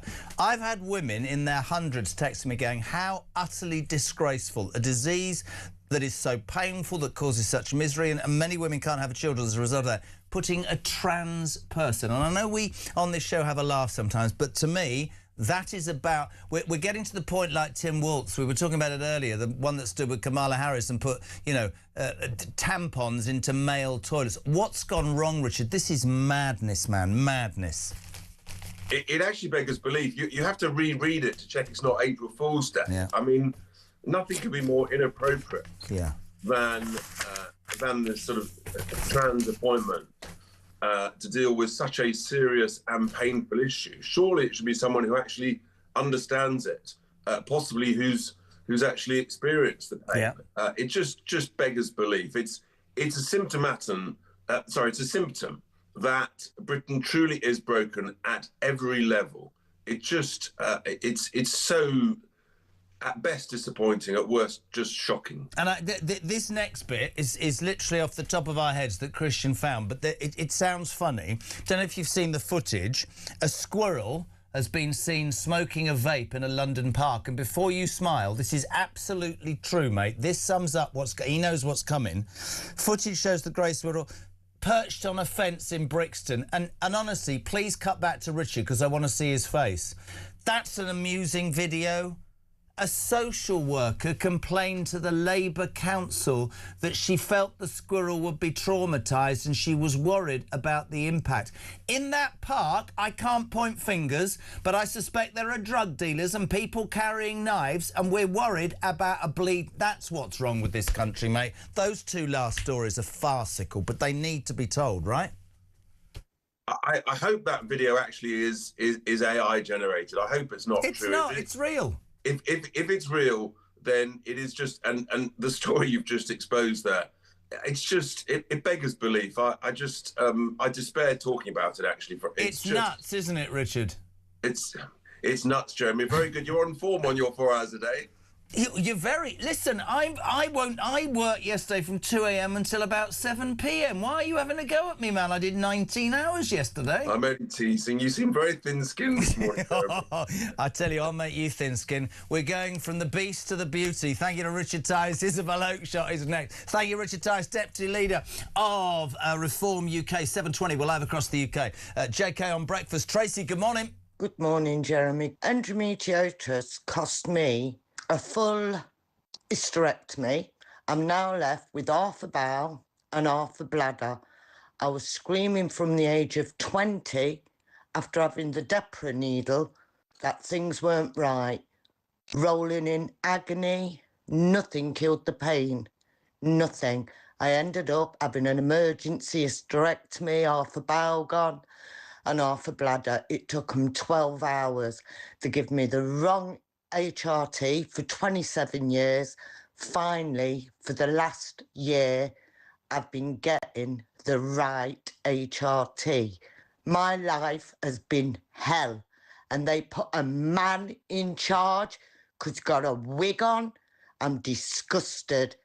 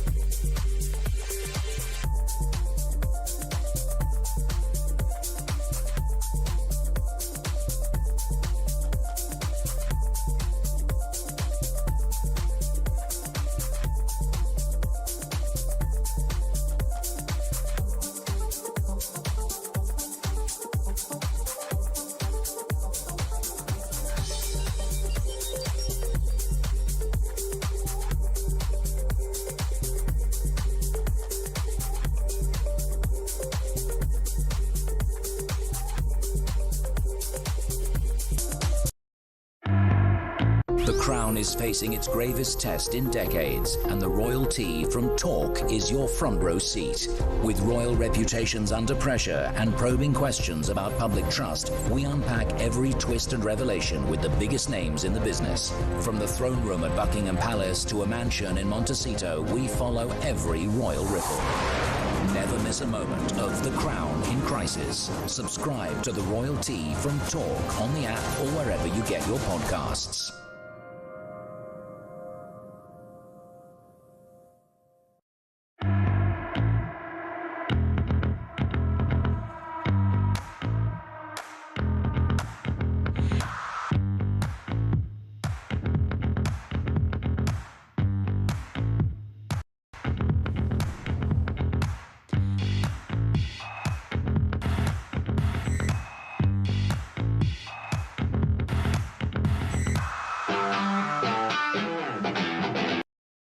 Across the UK, on DAB+, on YouTube, on your mobile, and on your side.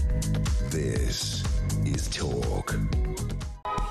Welcome back, 7:25. You know, in the middle of the misery that is the world, the war in Iran, the appalling anti-Semitic attacks in London, the mad net zero, let's skint everybody, it is quite nice to have a little bit of lightheartedness, but this too is madness. This story has captured your imagination on the front of the Sun this morning.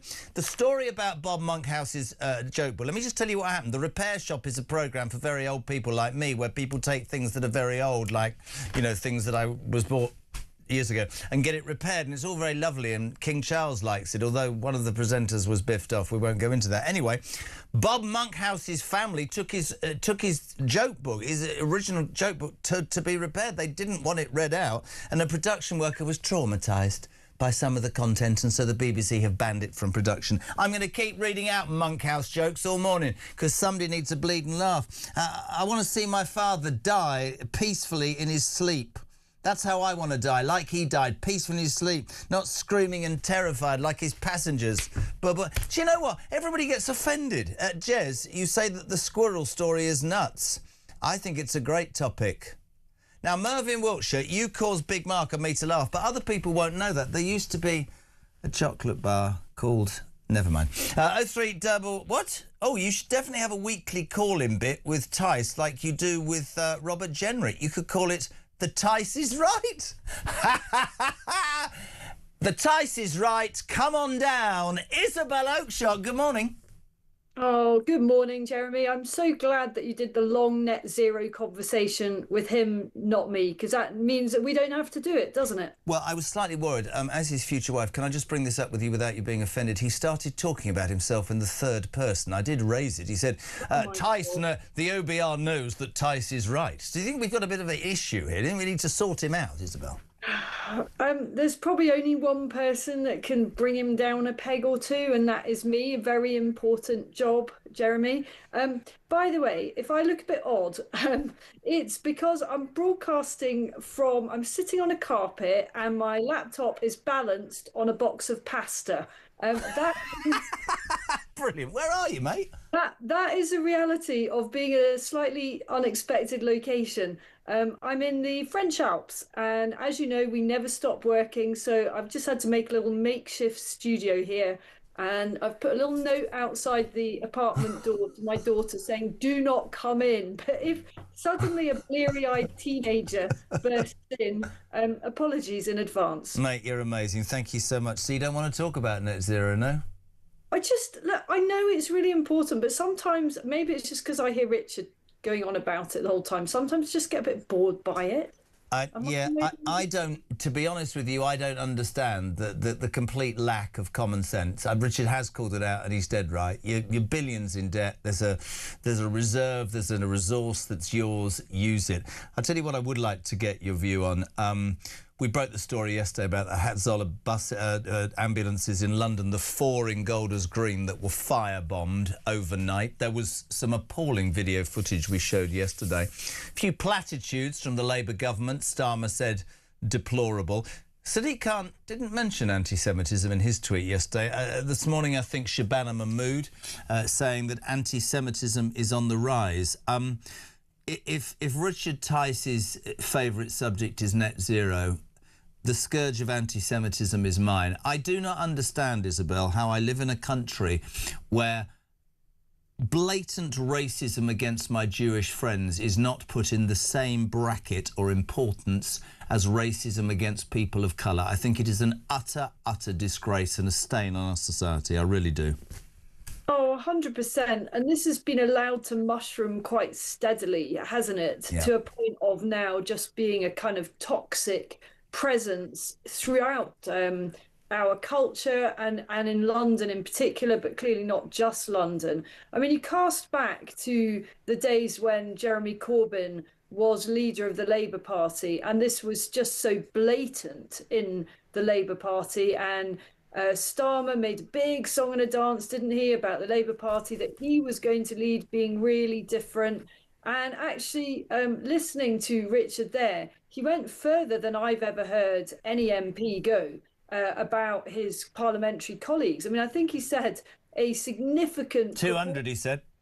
I mean, that's quite a big claim. I would expect some pushback from Labour on that today, but he will be basing that on what he observes and what he sees and just the kind of tenor of debate in and around Parliament about these matters. But while we're talking about Shabana Mahmood, I'd love to talk to you about the renegotiation of the amount of taxpayer money that goes to the French police, because apparently this is to do with trying to stop the boats. Apparently Shabana Mahmood, our so-called hard-as-nails Home Secretary, is trying to attach a few conditions, a few terms and conditions to the many hundreds of millions of pounds that gendarmes received. Front page of the Times, I should point this out, that Isabel's talking about France migrants agreement held up by Mahmoud's tougher terms. Well, I mean, sorry, but if this is her idea of tough, I'd like to introduce her to a wet blanket. If it was me in charge, I would be saying, not only are you not getting a penny more, I want a refund for the years that you have ripped us off, because we at Talk have observed how little the French police do, how tokenistic their efforts are, how they just jog behind groups of migrants as they head for the beaches. They know precisely when those boats are leaving, and all they do is put in place a few vehicles that are there purely symbolically, and a few first aiders perhaps to treat some of those that don't make it onto the boats, because the migrants have to wade into the water. It's really quite hard to clamber into those dinghies. They can't come too close to the beach, and all the French are doing is mopping up afterwards, and they allow the same people to have another go that didn't manage to get on the boats. If you look at that footage for 1 second, and we're playing it if you're watching on YouTube, I mean, Isabel is right. There's just reams of gendarmes. They're just watching these people paddle out 200-300 yards. They're standing either side of these people with their guns. We are paying the French 500 million. It does come back, Isabel, to... And it's really easy, isn't it, doing this to use... To get into a situation where you just throw lines out. Common sense. Where's the common sense in giving £500 million to a country who are doing absolutely nothing to help a crisis problem? Oh, they stab a boat after it's gone. I just don't understand how our government is so stupid that it allows this to happen. Well, we are going to see these crossings escalate this year, I believe. Yep. And I don't believe it's just going to be from France, by the way. I think this is going into a whole different level this year. As the weather gets better, we've become very used to clocking the numbers that are coming over from the routes that we know. I believe that there are new routes that are being developed by the people smugglers. Keir Starmer has manifestly failed to smash the gangs. He's not smashed any gangs at all. The gangs are responding to pretty much unlimited demand to come and live in the UK. No wonder. Unlimited demand. It's not a bloody holiday, is it? Honestly, how bad does that sound? I mean, it sounds absolutely appalling, and it should have brought this government down and the previous government down many years ago. And yet somehow it seems to be factored in now. Is everybody okay with the fact that there are hundreds of undocumented males pouring into our country? Each and every one of them has a massive price tag for the British taxpayer attached. Of course, we can have compassion for those genuinely fleeing war and terror, but there's no war and terror in France. They have come across multiple safe countries to come to the UK because of the deal that they are given when they get here. And the chances of them being kicked out are absolutely statistically infinitesimal. And let's add to what Isabel quite rightly says about that story in the front of the Times. You'll have heard that madness of about 10 days ago where the Home Office, again, the woman with strong words, Shabana, wants to give £40,000 tax-free, which is about 56 grand, by the way. You'd have to earn 56 grand, twice the normal average. You can be given £40,000 if you arrive with your family to make sure that you leave. Somebody phoned me the other day, Isabel, and said that's like migrant monopoly. You know, get boat, arrive, do not pass go, collect your £40,000, be deported, come back and do it again. You know, I've sat here with you for 3 years, just wanting to pull what remaining hair I've got out of my head because I don't understand. You used a really great phrase there. Has it become normalised? Yeah, it's become normalised that you can come here and screw our system. It's become normalised that puts the British people on the back foot. It's become normalised that politician after politician after politician says, I'm going to do something, and then they either do not have the balls or the will or whatever. The criticism of reform, and it needs, I've asked that Richard this morning, is the critics will say, yeah, but you say you're going to sort this and you say you'll sort this and where's the money from? Richard explained about net zero. To me, this whole migrant thing is really, really simple. I've said it until I'm blue in the face. Put the Navy in the Channel, recommission a bloody great liner, don't allow anybody to set foot, process them with a crack team in 24 hours. If you're allowed in, I'll roll out the red carpet, and if not, you're going to a detention centre, which isn't a hotel, which might make you send a few messages back to your friends that we're not the soft touch we are. Why the hell can't that happen? Don't understand it. Well, maybe because HMS Dragon has finally arrived somewhere else, and that's the only bit of Navy we've got. But fundamentally, of course, I agree with you. There is no point in a Navy if it can't even protect us for this. And you talked about migrant monopoly. This is not migrant monopoly. This is migrant win the lottery. To put those figures in context, the average annual earnings in the countries of origin of many of these migrants, if you look at a country like Eritrea or Chad or Sudan, you're pretty lucky if you earn $2,000 a year. $2,000 a year. So think about £40,000. What's that, about $53,000? We are giving them basically a lifetime of income. It is completely and utterly insane. And I wish I could stop saying it's got to stop. But no government seems to be capable of doing so. Do you think if there is a reform government or a right-leaning government next time that there will... They talk about the will, Isabel, they talk about the blob. Can this problem very quickly, can it be solved? It just absolutely has to be. If there is a reform government and they fail to stop the boats, then I think that all hell will break loose. That is sort of fundamental to reform's offer. They've always said they would stop the boats, and stop the boats they will do. I am fully confident of that, and they will do it in pretty short order if they are lucky enough to get elected. Can I just say a massive thank you? This lady is an absolute stalwart. She might be in the Alps. She's literally sitting on a carpet. She's balanced a Zoom camera up on some pasta, and your daughter hasn't come in. We love you, Isabel. Thank you so much. And make sure, put that Tice in his place. He started talking about himself in the third person. Talk Breakfast is on 0344 499 1000. The BBC want to ban Bob Monkhouse. His family took his joke book into the repair shop. That dreadful programme for old people, and a production worker was offended by the jokes, and as a result, Bob Monkhouse has been banned. Morning, Pete. Morning, Jezza. When I heard that thing about the repair shop this morning to repair Bob Monkhouse's box of jokes, well, I actually thought they were on about repairing the Labour Party manifesto, because that seems to be a box of jokes, doesn't it? But not a very funny one. Good morning, Jez. Have a nice day.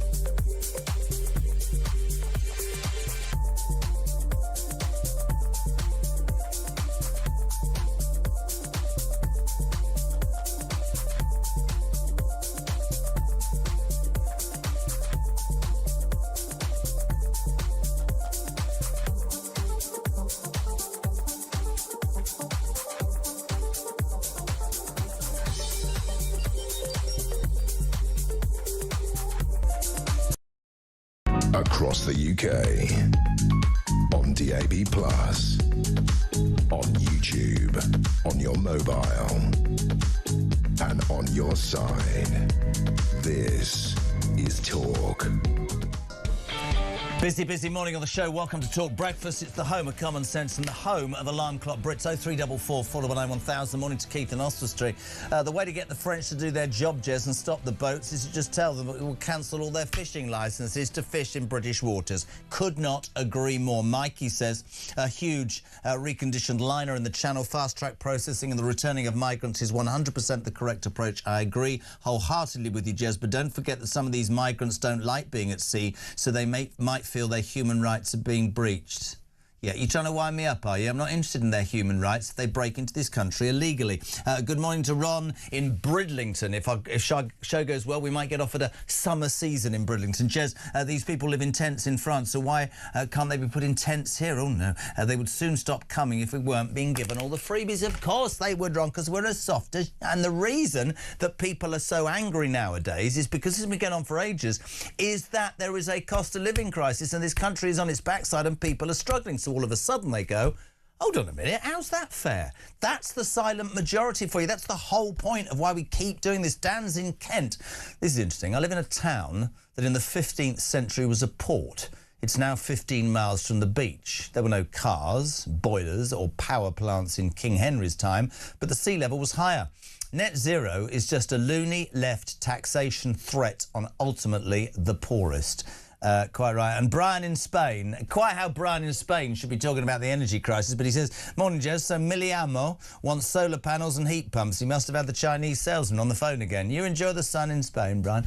20 minutes to 8 o'clock. The story yesterday of the Hatzola ambulances being firebombed, captured. I mean, we started talking about it at 6 o'clock. We sent, as you know, Samara down to the scene, some amazing reporting. The BBC didn't say anything till about 10 o'clock, which about sums it up, and it's a story that is not going to go away.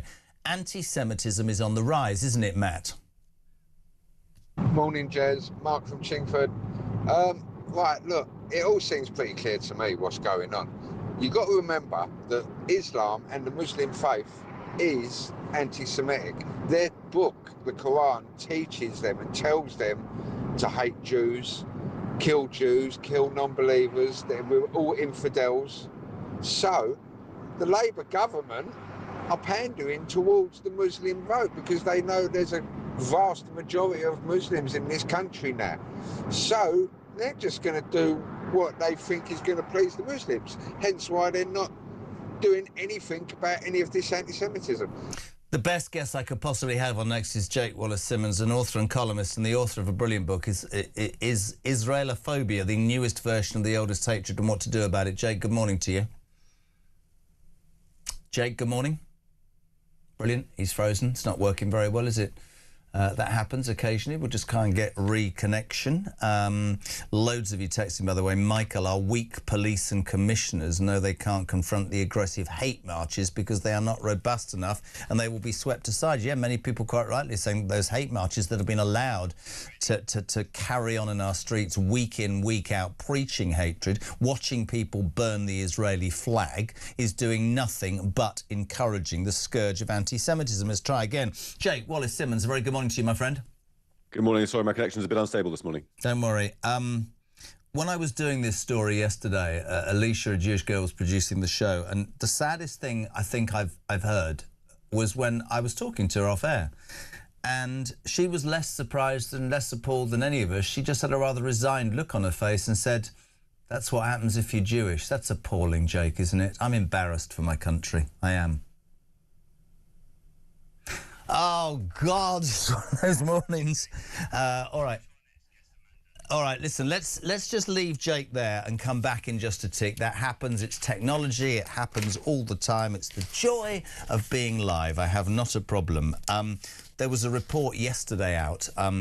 This isn't regurgitating a story. This is dealing with a story that has just sort of carried on. I don't know if you heard about this, but Lord Sewell, an ex-Tory MP, was tasked by our government, the Labour government, to come up with a race report to presumably tell us all that certain children from certain backgrounds ethnicity, religious difference, whatever, were having a really hard time. Ironically, when this report came back, it said quite categorically that white working class boys are being left behind as, well, let's be honest, the rush towards diversity and box ticking gathers pace, and a kid from a council estate or a working class background hasn't got much hope. I'm delighted now to be joined by Amanda Spielman, the former Chief Inspector of Ofsted. Amanda, a very good morning. Welcome to Talk Breakfast.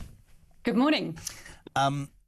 It struck me yesterday that this report was absolutely spot on and probably not in any which way what the Labour government was expecting or wanted to hear. Amanda, your response?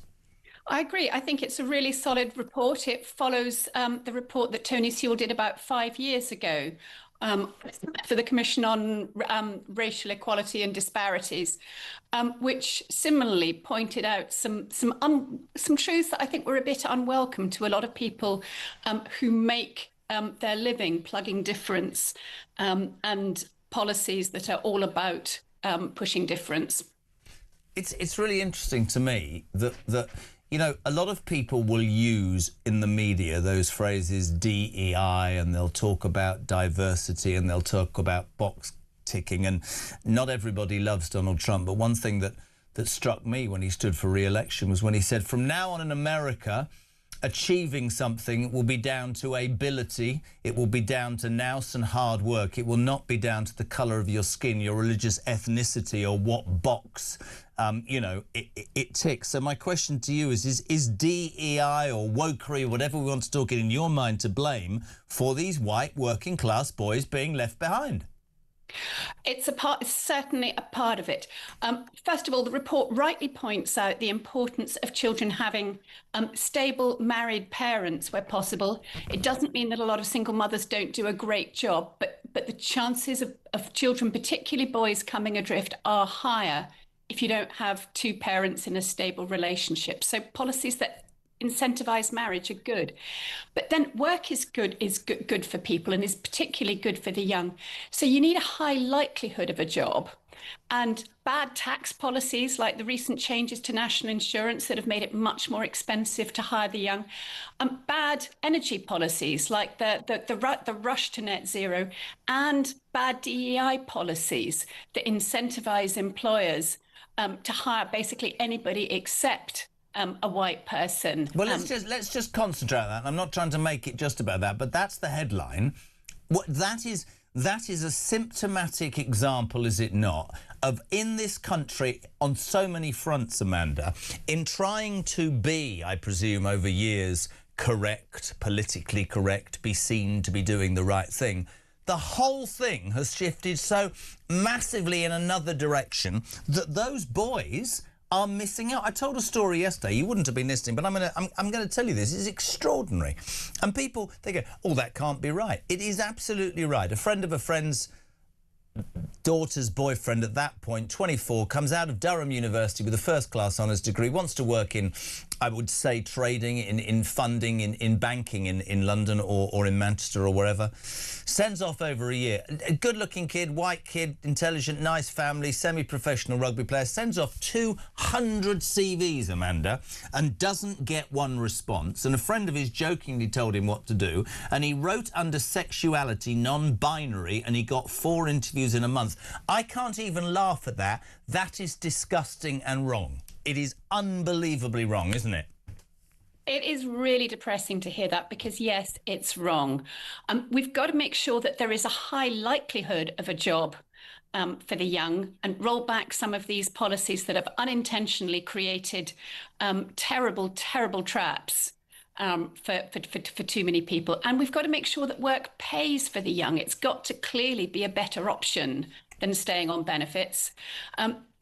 It should be harder for the young to opt out early on. It's really worrying when we hear about a large proportion of young people going straight from a college course onto long-term benefits. But I'm really old-fashioned, Amanda. It was never meant to be a career choice. I'm absolutely delighted to pay every penny that they want from me to look after and help people who cannot help themselves. But whenever we have this debate, a letter was sent in yesterday saying that whenever I say this, what about the poor people who are missing out? And my point about the whole benefits argument and DEI and what you've just said is, I want to pay my taxes to help those who really need my help. I don't want to pay it so that people can shirk work and take a choice to make, because the point is the people who need that are missing out as a result, aren't they? Yeah, we need policies that are fair to everybody, whatever their skin colour, boys and girls. We've got to make sure that there's a high likelihood of getting a job and of work paying, because those are the things that really incentivise you to make the effort in education, not to drop out of school or college, to keep on attending, to keep on working. But the problem is that the things that often feel kindest and most caring in the very short term, wrapping protection around people, giving them immediate access to benefits, are often the very same things that harm them in the long term. Of course they are, because that doesn't create... Listen, I'm old-fashioned. We had to go to work from 14. We had to help. That's what you had to do. I'm sorry, I agree with you. But I'll tell you one thing I didn't understand. I'm being straight here. You mentioned energy policy and net zero to blaming boys being left behind. How does that work? Because it means fewer jobs. It means many parts of the country, the industries are closing. Every week we see reports of businesses closing. Yeah. Often manufacturing, the kinds of business that disproportionately employ men. If those close, then there aren't jobs for the young men coming through. I think that's absolutely right. For me, it's the ideology, though. It's the ideology of making sure.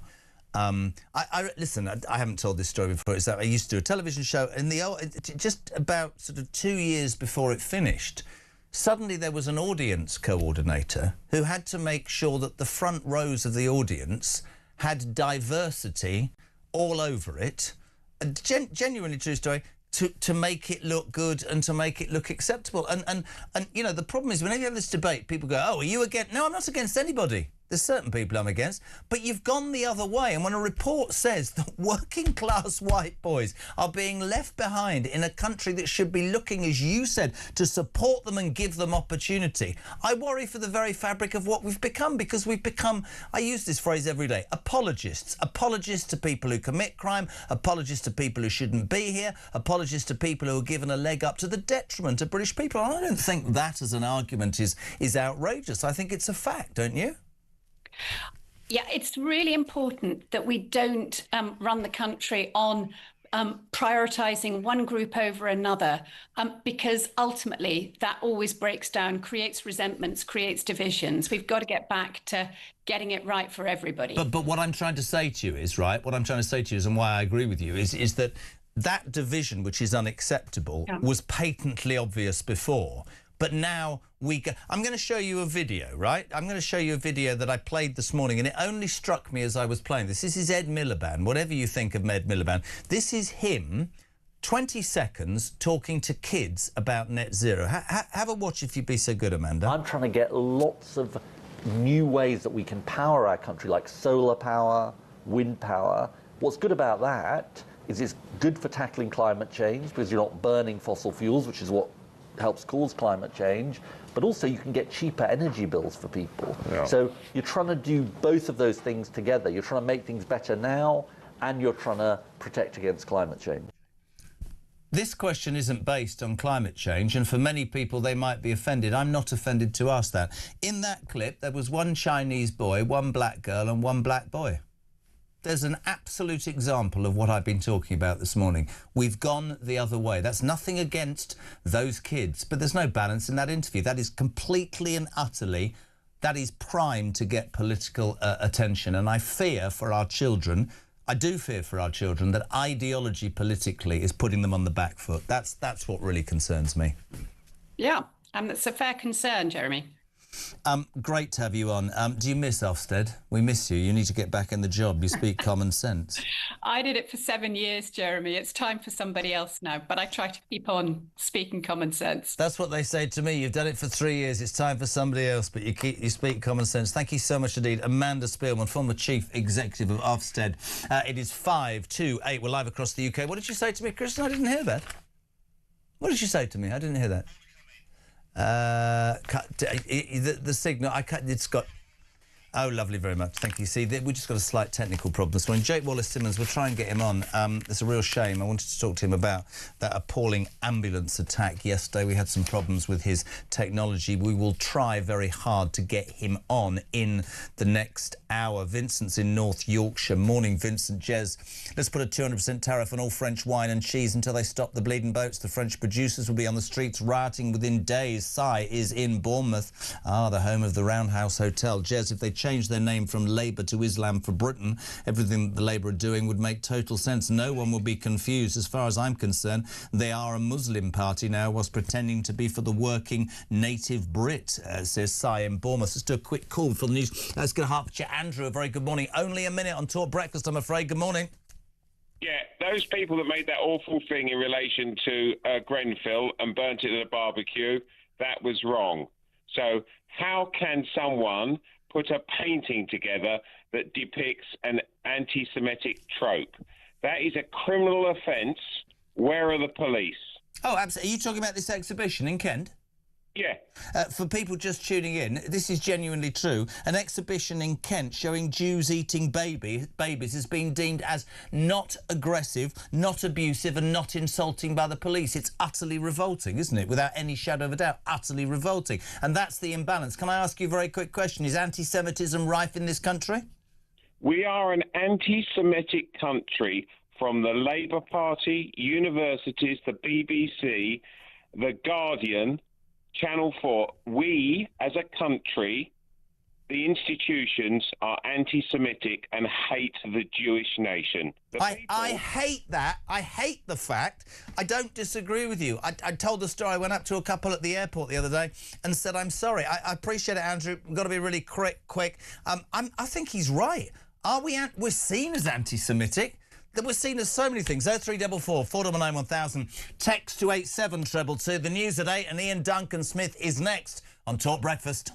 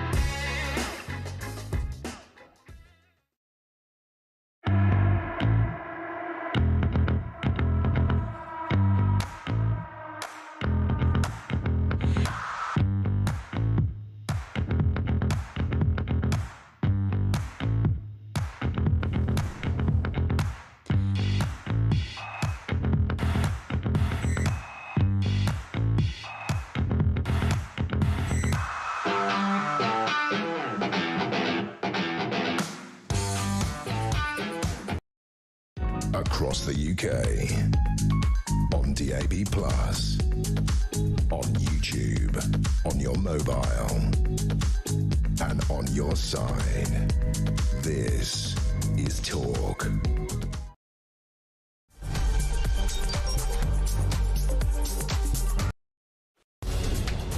Labour MP, they say, listen, Keir, your position is untenable. This is all about appointing that rat, Peter Mandelson. We've now had another resignation from number 10. The plot is thickening, the noose is tightening. His failings are internal. He's useless, incompetent, has no political judgment. This is all part of Starmer's reset, getting rid of his inner circle. So Chris Wormold, we think fairly reluctantly, has stepped down.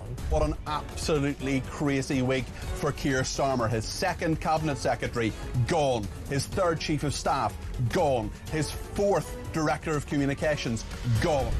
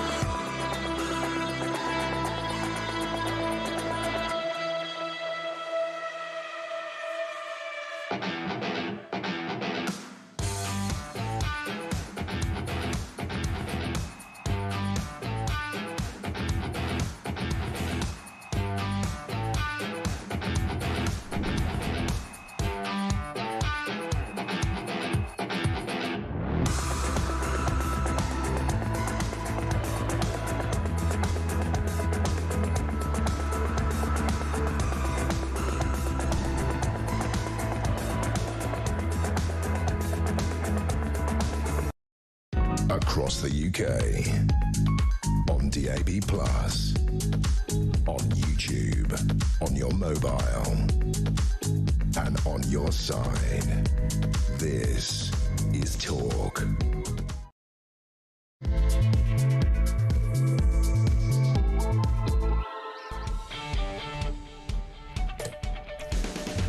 A very good morning, welcome back. This is Talk Breakfast. It's the home, of course, of common sense and the home of the alarm clock Brit. The news as you see it in your words across the morning, 6 till 10. We're here Monday to Thursday, 0344 499 1000 is the number you need. You can leave a voice note for Christian, who survived the illness and is back. You can text the show, 87222. What are you waking up to? Some astonishing stories. Ed Miliband, quite rightly accused of net zero fantasism. Kemi Badenoch today will be trying to pass a motion to say, why don't you just drill, you numpty? There's liquid gold. There's all this asset, this resource, and we are sinking into a sea of debt. Yesterday, the Offshore Energies UK said, drill, you idiot. He, though, no, I'm not doing that. I want to skint this country and put heat pumps and solar panels in every new house. Your thoughts on that? 0344 499 1000. Yesterday, the fallout from those 4 Jewish Hatzolah ambulances firebombs set fire to in Golders Green.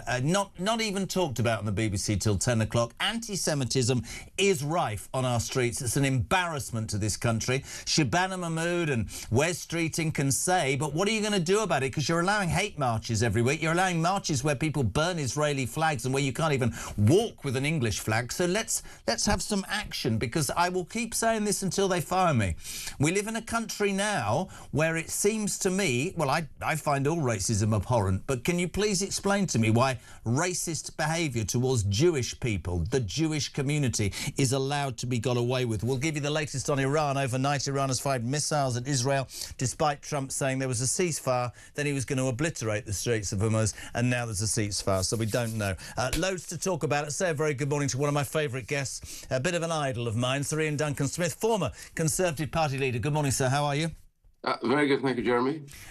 Where do we start? I'll tell you where I want to start. I want to start, and you're honest enough to talk about this.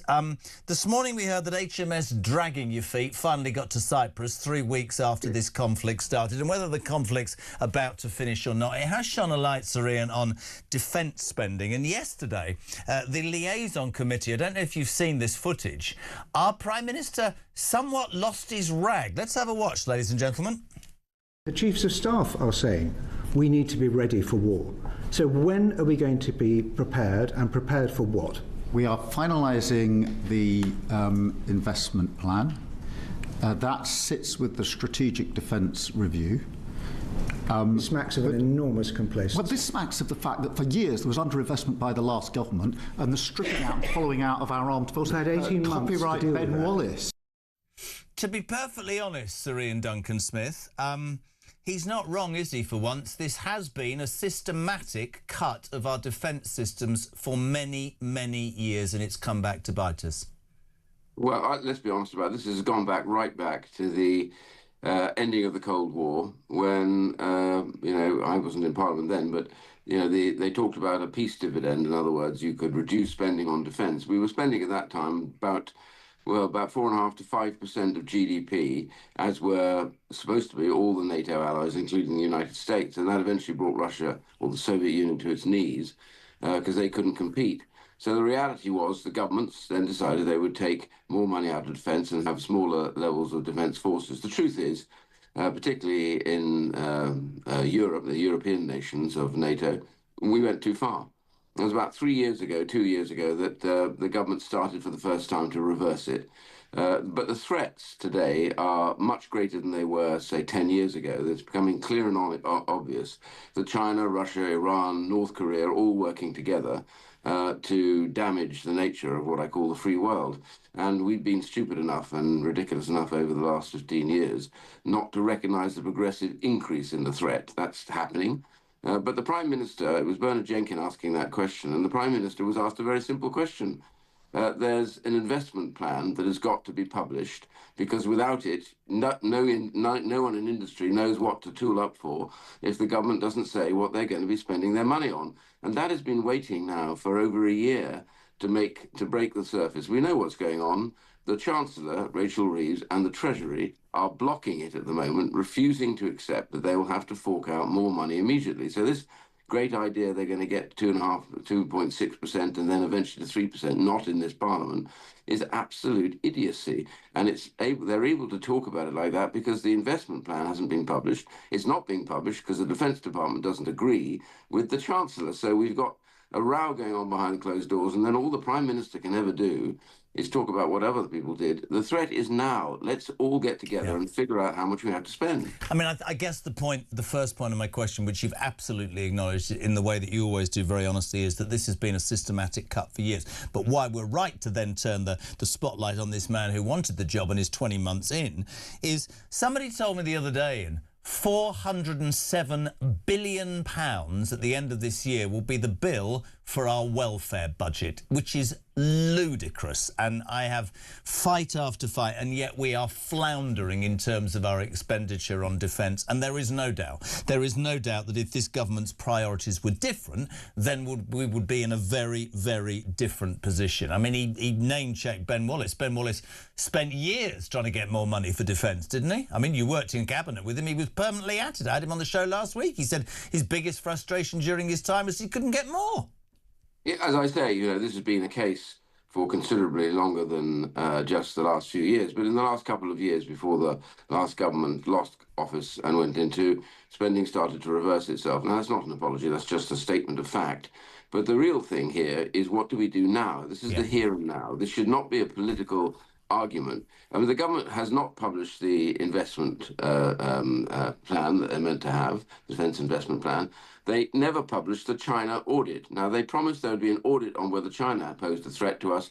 We're now told that Peter Mandelson and others put a red pencil through it because it would have damaged their relations with Peter China. Mandelson, we're still listening to that, are we? That's what we're hearing. That's what we're hearing.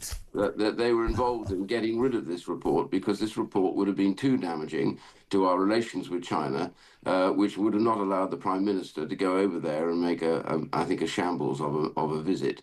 And then at the same time grant them this ludicrous super embassy. So we're in a kind of project kowtow to China. We dare not recognise the threat that they posed. They're not in the upper tier of furs, which would make them a threat. They've danced around that. So what we've got here is a government panic-stricken about growth. And you're right, welfare.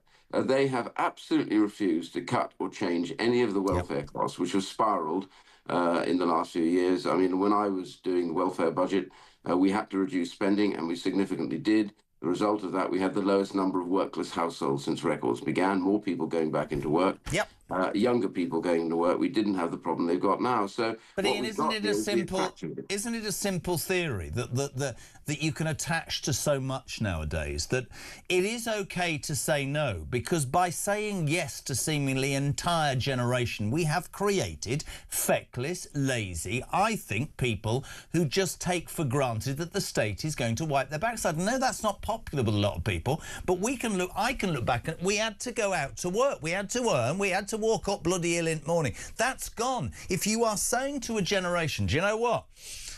School, college, university, sign on. It was never meant to be a career choice, and I just think it's created softness that is emblematic of so much that's happening now. And I know I'm sounding like my dad, but I genuinely believe that somebody needs to come in and say, no, you're not having that. Whether it's illegal migrants or the feckless or the lazy, yes. Whenever I have this conversation and people will go, what about the genuine cases? Well, those people are missing out, aren't they? Because other people are spending billions taking advantage.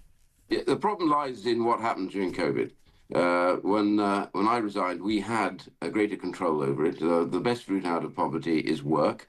And the best is work isn't just about the money. It's important, it's about the money, but it's also about your state of mind. It's about building your character. It's about knowing that you're providing for people. You're not waiting for somebody else to. So I don't attack people who are in the difficult position they're in, but the key question is the pathway to work has to be easier. It has to be less expensive. Now, the Chancellor came in, and the worst thing she did was to attack businesses with national insurance hikes. Now, those national insurance hikes make it much more difficult for a business to employ somebody, A, part-time, because she lowered the starting threshold on national insurance, which kills off part-time work.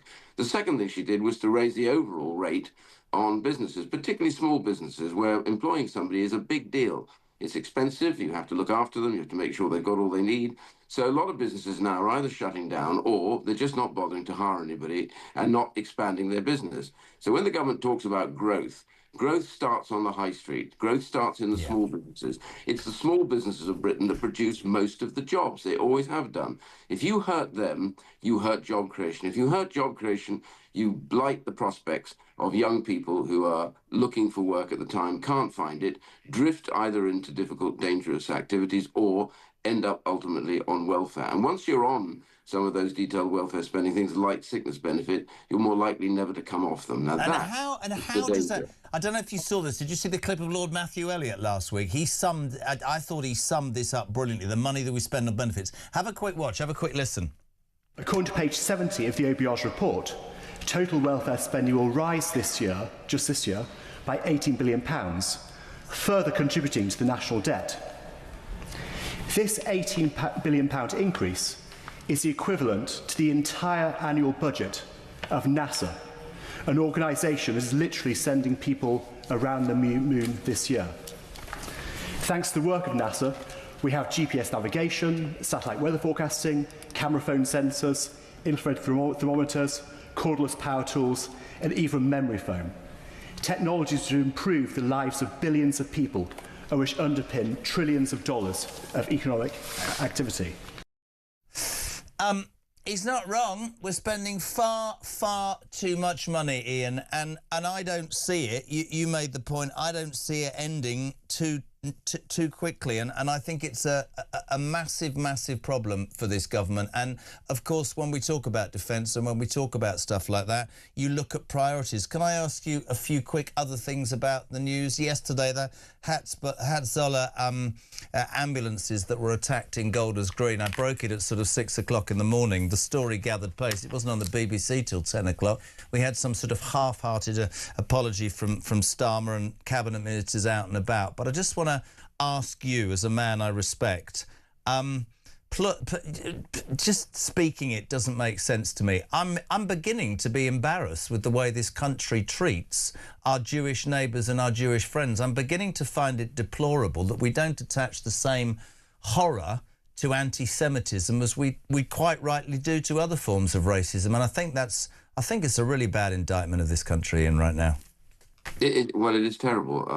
I confess I have a Jewish sister-in-law who says she's never felt more under threat in her country, this country, than at any other time, just walking the streets.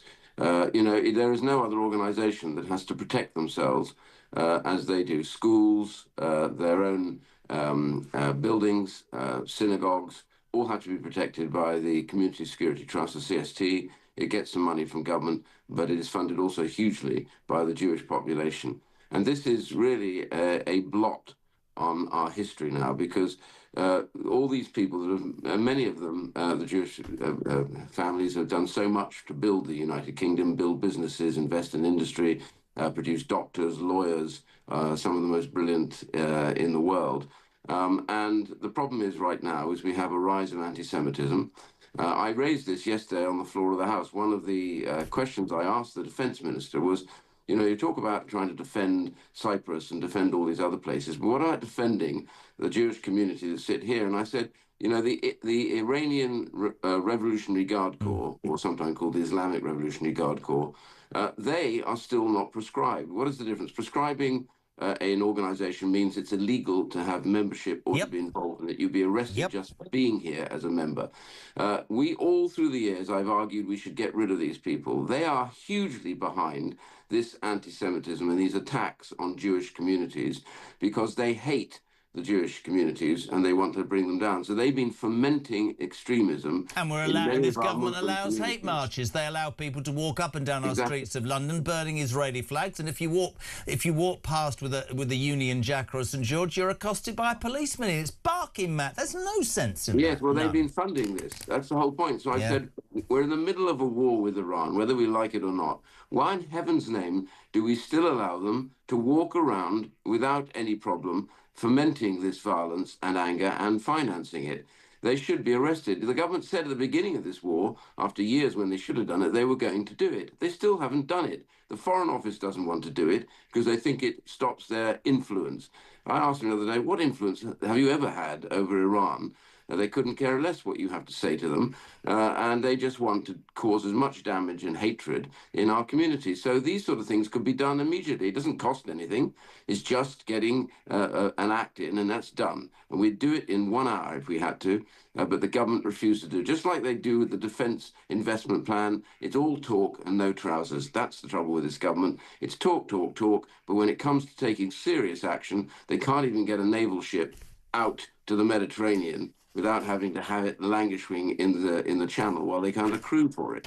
This is appalling. I could not agree more. Ian, it's always a pleasure. I really appreciate your time. I know you're a busy man and keep doing what you do. Former Conservative Party leader Ian Duncan-Smith, 80 minutes past 8, we're live across the UK. You're waking up to what the news that Ed Miliband is being accused today of being a net zero fantasist. The Tories want to force a motion that says, drill, you idiot. Just drill. We've got liquid gold. We've got this reserve. We're skint. You're spending £407 billion a year on net zero.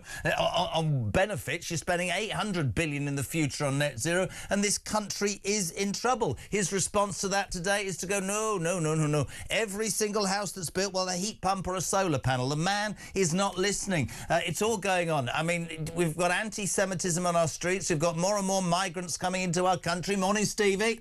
Morning, Jez. It's Steve from Essex here. Yeah, what you're going on about with the boats and stuff like that, it's been doing this for years. Have you not seen the people that's been out there watching the police and that. In fact, there was Annabella Oakeshott, didn't she interview that man who went out there investigated, who sat on the buses and said the same thing, that the police are sort of helping them come across in a way, just watching them, filming and that. And about our government giving £500 million to them, that's to pay to get them over here. I guarantee you.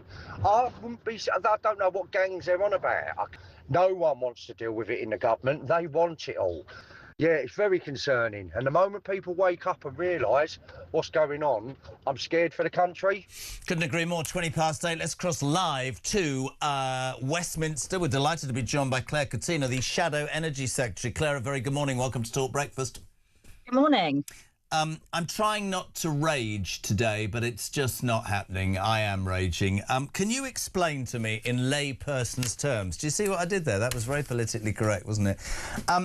So you've got this man who patently believes in something that he believes in, foisting upon a country that's skint an experiment that won't achieve much, will cost infinite amounts of money that we haven't got, and yet under the very ground that we own is something that can pay off all our debts and bring people's bills down. But even worse than that, whilst we're messing around going, oh no, we don't want to frack, we don't want to drill, why would we do that? That's appalling. And we cancel all these oil and gas licences. The Norwegians, they're drilling in the exact same space, and this idiot, Miliband, then is buying it off them at more than if he took it out of his own ground. And I know that's a basic sort of description of what's going on, but the British people listening to this are going, hold on a minute, my bills are going through the roof because this is madness, this net zero madness. It's not about the environment, it's about the balmy, I think, ideals of one man, isn't it? I mean, we're talking about the North Sea, and you're absolutely right. This is ideology over the national interest, and that's why we Conservatives are forcing a vote today to say they've got to open up the North Sea. When I was in government, I signed off Rosebank, I was legislating to protect licences, but Labour have come in, and because of their ideological view, they have decimated the North Sea. We're losing 1,000 jobs a month, and like you said, Norway last year drilled about 40 odd new wells, found 21 new discoveries.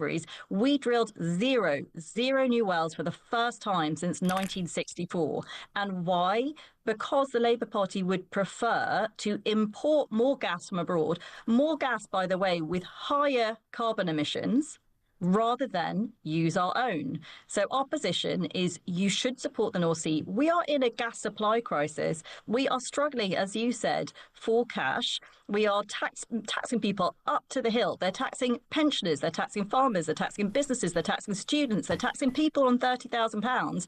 Instead of that, you could be getting £25 billion of taxes from the North Sea. So it's absolute madness for the economy, for the environment, in terms of our borrowing, in terms of our debt, in terms of our energy security, not to be maximising everything we can from the North Sea. And that is why we are forcing a vote in the Commons today to make them open it back up. Claire, you're forcing a vote. Offshore Energies UK has warned that Britain urgently needs to produce its own oil and gas. None of it makes any fiscal sense. And we talk about ideology, and I hate to make it sound as basic as it is, but it is madness. There's no other way of describing it. It's almost kamikaze. It's almost, I refuse to use this. It is more than, listen, the Tories at the end, the British public could stop listening. We don't need to have that debate. We're 18 months down the line. You are coming up with new policies, and that's why we're delighted to always have the Tory party on this show. But the truth of the matter is, you were giving out licences. This government is cancelling them. I would love, they won't come on ever, I would love to ask one of these Labour politicians, whatever you think about your ideology, you are skinting this country and you are going to be booted out of office because people realise as they, and I'm 60 and I could have told you this 2 years ago, which is why your party annoyed me so much. Every time the Labour Party is in power, we end up as skin to skin could be, and that isn't going to change. But it's this blind sort of obsession with something that is deemed to fail that I don't get. I don't get it at all. And it's worth saying some of the biggest advocates for things like renewables in this country, Renewables UK, Greg Jackson, who's the chief executive of Octopus, have come out and said, this is bonkers. We should be drilling in the North Sea. It's actually not an either or. Look at somewhere like Norway. Yeah. They've got a lot of people who drive electric vehicles and they export a lot of oil and gas. And so they get lots of money into the exchequer from doing that. We could be doing the same. We're the only country in the world shutting down our domestic energy supplies. And for what? So we can be more reliant on other countries for our energy needs. It doesn't make sense. It doesn't make sense even in terms of climate policy, because all of that LNG that you would be importing has 4 times the emissions of our North Sea gas. So it is ideology. It's not based on fact. It's not in the national interest, and they have to change course. I mean, blatantly, they're not going to. I mean, somebody asked me something years ago, final bit, they said, so when you get to this net zero by 20, 30, 40 or 50, what do you get? Do you get a medal or something? Because it seems to me that at 1% of the carbon emissions in the entire world, everybody else is doing the things that matter. But they hold these polls, don't they, Claire? They go, are you concerned about the climate change or the environment? They go, yes. They don't seem to be able to appreciate or understand that this madness, and it is madness, is going to render this country completely bankrupt on the ideological altar of something that actually isn't proven to improve anybody's lives. That's the irony, well, the sad irony of it. I think the thing that I would say, so when I came in to be Energy Secretary, I started a net zero reset. I said, we've got to worry about the costs. And the thing that I was really concerned about is if you are putting so many net zero costs on businesses that they shut down in Britain so that you're importing the same things that we used to make here from places like China or India or wherever it may be, and those imports have higher emissions because they don't have the environmental standards that we have here. What are you doing in terms of climate change? Nothing. You actually got more emissions in the atmosphere because you're importing dirtier products, and you've got fewer jobs here. So it is complete madness. That's why we've said we would reverse the Climate Change Act. We have to be sensible about these things. Of course, people want to protect the environment, but that's not what we're doing at the moment. We're just offshoring emissions to other countries and making ourselves poor. That doesn't work for anyone. Real pleasure to have you on, by the way, and I mean that. Total sense in everything you've said, and we appreciate your time this morning. Claire Coutinho, Shadow Energy Secretary, on the front bench for Kemi Badenoch, who will force a motion in Parliament today to say to the government, just drill, you idiots, drill, it's there. We can be better off. People's bills can come down. I'm in trouble, it's 8:26. Oliver has been sat in the car for 15 minutes. I do apologise, Ollie Bolly. He's off to school, he won't go unless... very good morning from Daddy, hope you're OK. Rissy Roo as well. 8:26, it's Talk Breakfast, back in 3.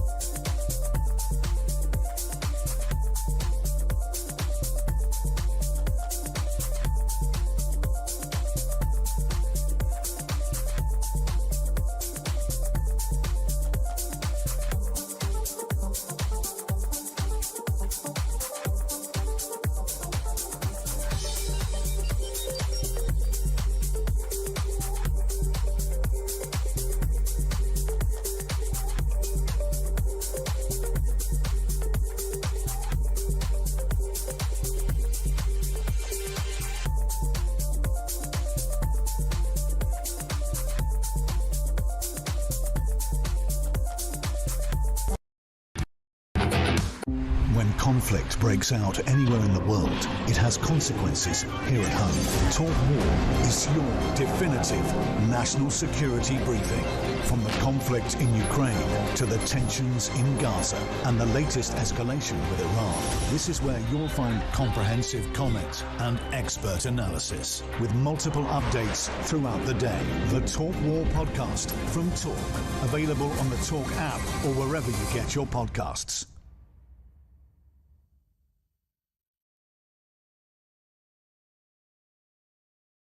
Across the UK, on DAB+, on YouTube, on your mobile, and on your side. This is Talk.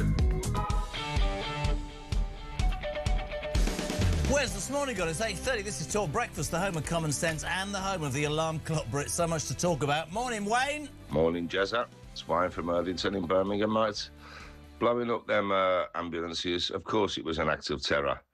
And if you'd have thought for 1 minute that it was the far-right thugs, he'd have labelled it terrorism immediately. But because it's his Muslim friends, he won't go that extra mile and call it terrorism. Of course he won't. We all know that he won't. This man is a coward. He's a lame duck. Get him out of this country before he drags it further down. Keep up the good work, Jezza. Keep pointing out the faults of this moron. I guess he's talking about Keir Starmer. Let's go to a man who always calls it out, who's in the middle of a worldwide tour, who's gone from being just a commentator on this station to worldwide fame. A very good morning, Peter Blexley. Oh, not another one. Honestly, what is wrong with us today? Where is everybody? What's that? There's a technical issue, it seems. Or issue, that was a very posh way of saying issue, wasn't it? There seems to be a technical issue with people's Wi-Fi this morning. You know what's happened? All the Wi-Fi's gone down because Starmer... No, I'm joking. 0344 499 1000. Loads of you texting. We're going to try... it's like magic. 3, 2, 1. Morning, Peter Blexley. Right, you're doing my head in now, you lot. Well, I'm not going to something that doesn't work. Jez, Paul B. in Cornwall, as the saying in the military goes, if you want peace, prepare for war. He's a military veteran and a former police service officer as well. He's in Cornwall. Kev, what's his name? Margaggle. I can't even say it. Anyway, he says, I can sort the French out, revoke the bloody fishing licences. If they want the fish, let them buy it from their own fishing fleet, thereby getting our 500 million quid back. Let's go to the phone lines where we try, please God, to sort out Peter Blexley. Let's go to Cambridge. Melissa, you're on Talk Breakfast. Good morning. Morning, Jeremy. Lovely to speak to you this morning. And you, my darling. What can we do for you?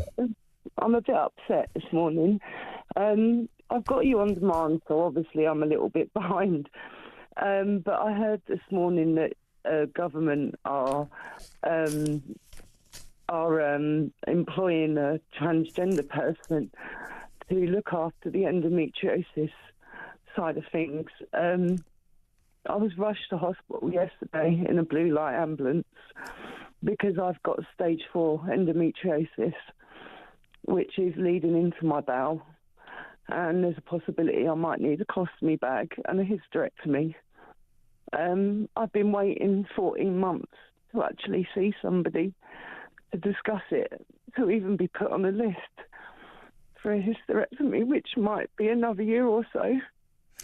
The reason I did this story is... The reason I did this story for you, my darling, is, without going into too much detail, I have a family member, I'm not going to say who because she wouldn't forgive me, who at quite a young age has been through exactly what you're going through, the most painful, debilitating illness, destroyed her as a woman, led to a hysterectomy and all sorts of problems.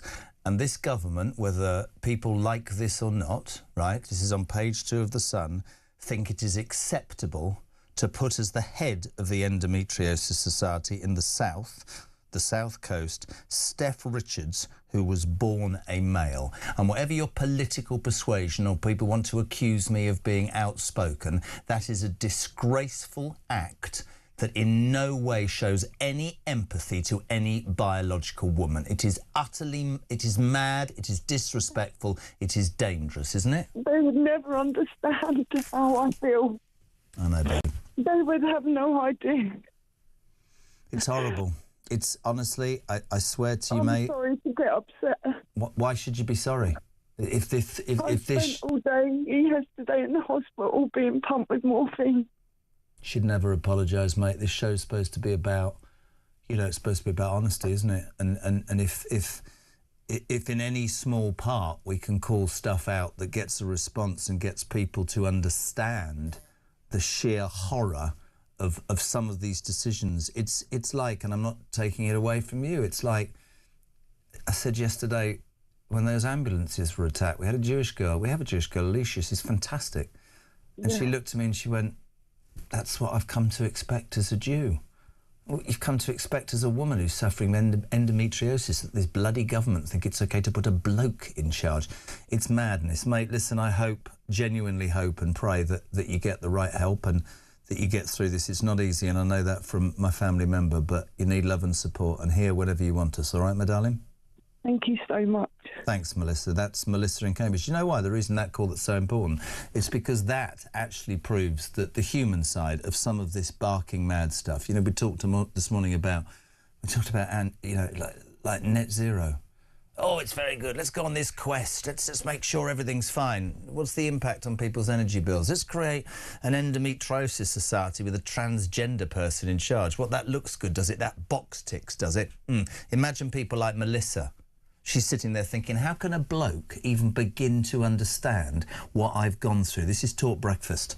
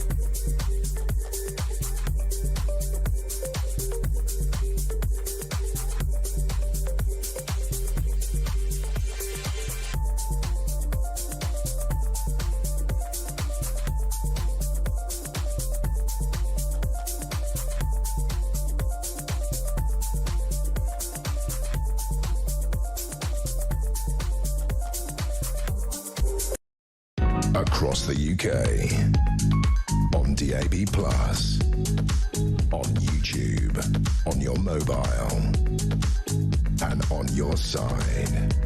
This is Talk. Welcome back. Many of you shocked by that call I just took from Melissa in Cambridge, a woman who's suffering from endometriosis, and quite honestly said, I can't believe this government would put a man in charge of something so utterly appalling. Couldn't agree more. Thank you to her, and thank you for all your response. Stephen Lincoln says, my wife has suffered from endometriosis for years. How disrespectful. 0344 499 1000. I can't even believe this breaking news. Is this... There's a breaking news story that genuinely makes me wonder what I'm doing and where I live. A 12-year-old boy, ladies and gentlemen, has been charged with sexual assault after a woman in her 60s was found in Birmingham, right, with serious injuries. She was found in her home last week. A 12-year-old... honestly, I feel like I live in a different planet. Talking about people who are brave, as our last caller, talking about people who won't rest until they do the right thing. I've never met this lady. I'm in complete awe of her.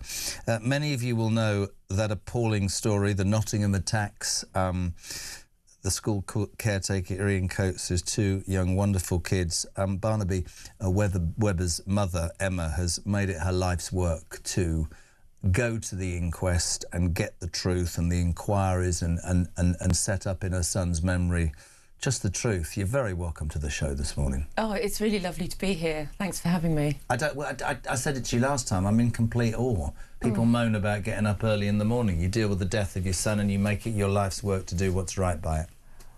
Yeah, well, I still moan about getting up early in the morning.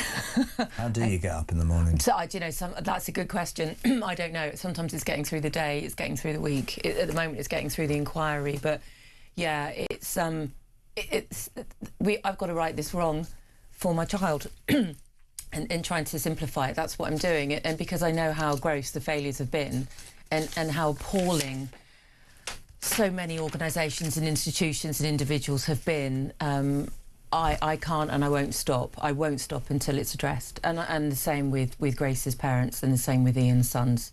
It's really interesting because, interesting is the wrong word, forgive me, Barnaby, of course, Barney Webber, Grace O'Malley, Kumari and Coates, the 65-year-old caretaker. I can't ever find the words Valdo Calacane. I don't understand how he's allowed to live. That's just my thoughts. But there have quite obviously been a catalogue of mistakes, and it's very easy, isn't it? It's very easy through bitterness, hear me out, to point the finger. Yeah. But that's not the case here. This is not. There's I'm sure there's sadness, anger, and complete bitterness. But what you portray is a woman who simply wants to right the wrongs, point out the inadequacies, so that this never happens again. Yeah, and don't never underestimate the fury. I say it all the time. There's white hot fury that runs through my veins towards Calacane particularly, but to all of those who have done wrong. But I have to do the right thing, and when you just know something's wrong, you know something's wrong, and we're sat now 4 weeks in week 5 of a statutory public inquiry, of which I think is potentially one of the biggest this country's ever seen, because of the sheer scale of institutions and organisations and individuals that failed. And there was a moment before... Give us some examples of that. Christ. Where do we start? So there are... The core participants are basically an organisation or a group or an institution that have got questions to answer. And we've got 2 police forces, 2 hospital trusts, the University of Nottingham, the CPS themselves, the City Council of Nottingham, the IOPC, the CPS, the Royal College of Psychiatrists, the Home Office, and I've probably forgotten some. And then, of course, there's the bereaved, as we're called, the bereaved families, the survivors. Then there's the Calacane family themselves, well, represented by 2 of them, the mother and the brother. The father's been nowhere to be seen. But that's the sheer scale of it, Jeremy. And we've got the police forces that failed to stop him on countless occasions from 2020 onwards. And as we heard last week... Oh, God, we did this last time. I can't... Yeah, well, it began back in... we believe it began back in the early, 2012, 2013... But the police chose not to interview a witness who called in after he'd murdered my son, Grace and Ian, to say that she lived with him in Wales in 2012, 2013, cleaner at Pembrokeshire College. He had serious mental health issues when they flat shared with him, another group of young students flat sharing with him, and he abused an animal. And the police officer, Lee Sanders, chose not to interview due to location. So due to location. Yeah, I saw the note. Just take this into your account. This woman whose son was murdered by this piece of crap. And then the other story, he was freed by mental health workers in Nottingham there will be people in their car. Just hold on to the steering wheel. Calacane was freed by mental health workers in Nottingham who feared that detaining him would be deemed racist. Yeah. Well, he wasn't sectioned once because it was because of his ethnicity. Do you know what? It doesn't matter what colour you are. If you're dangerous, you're dangerous. Yeah. In September 2022, he was discharged from Nottinghamshire Mental Health Trust by a senior psychiatrist who will be in the seat over the coming weeks.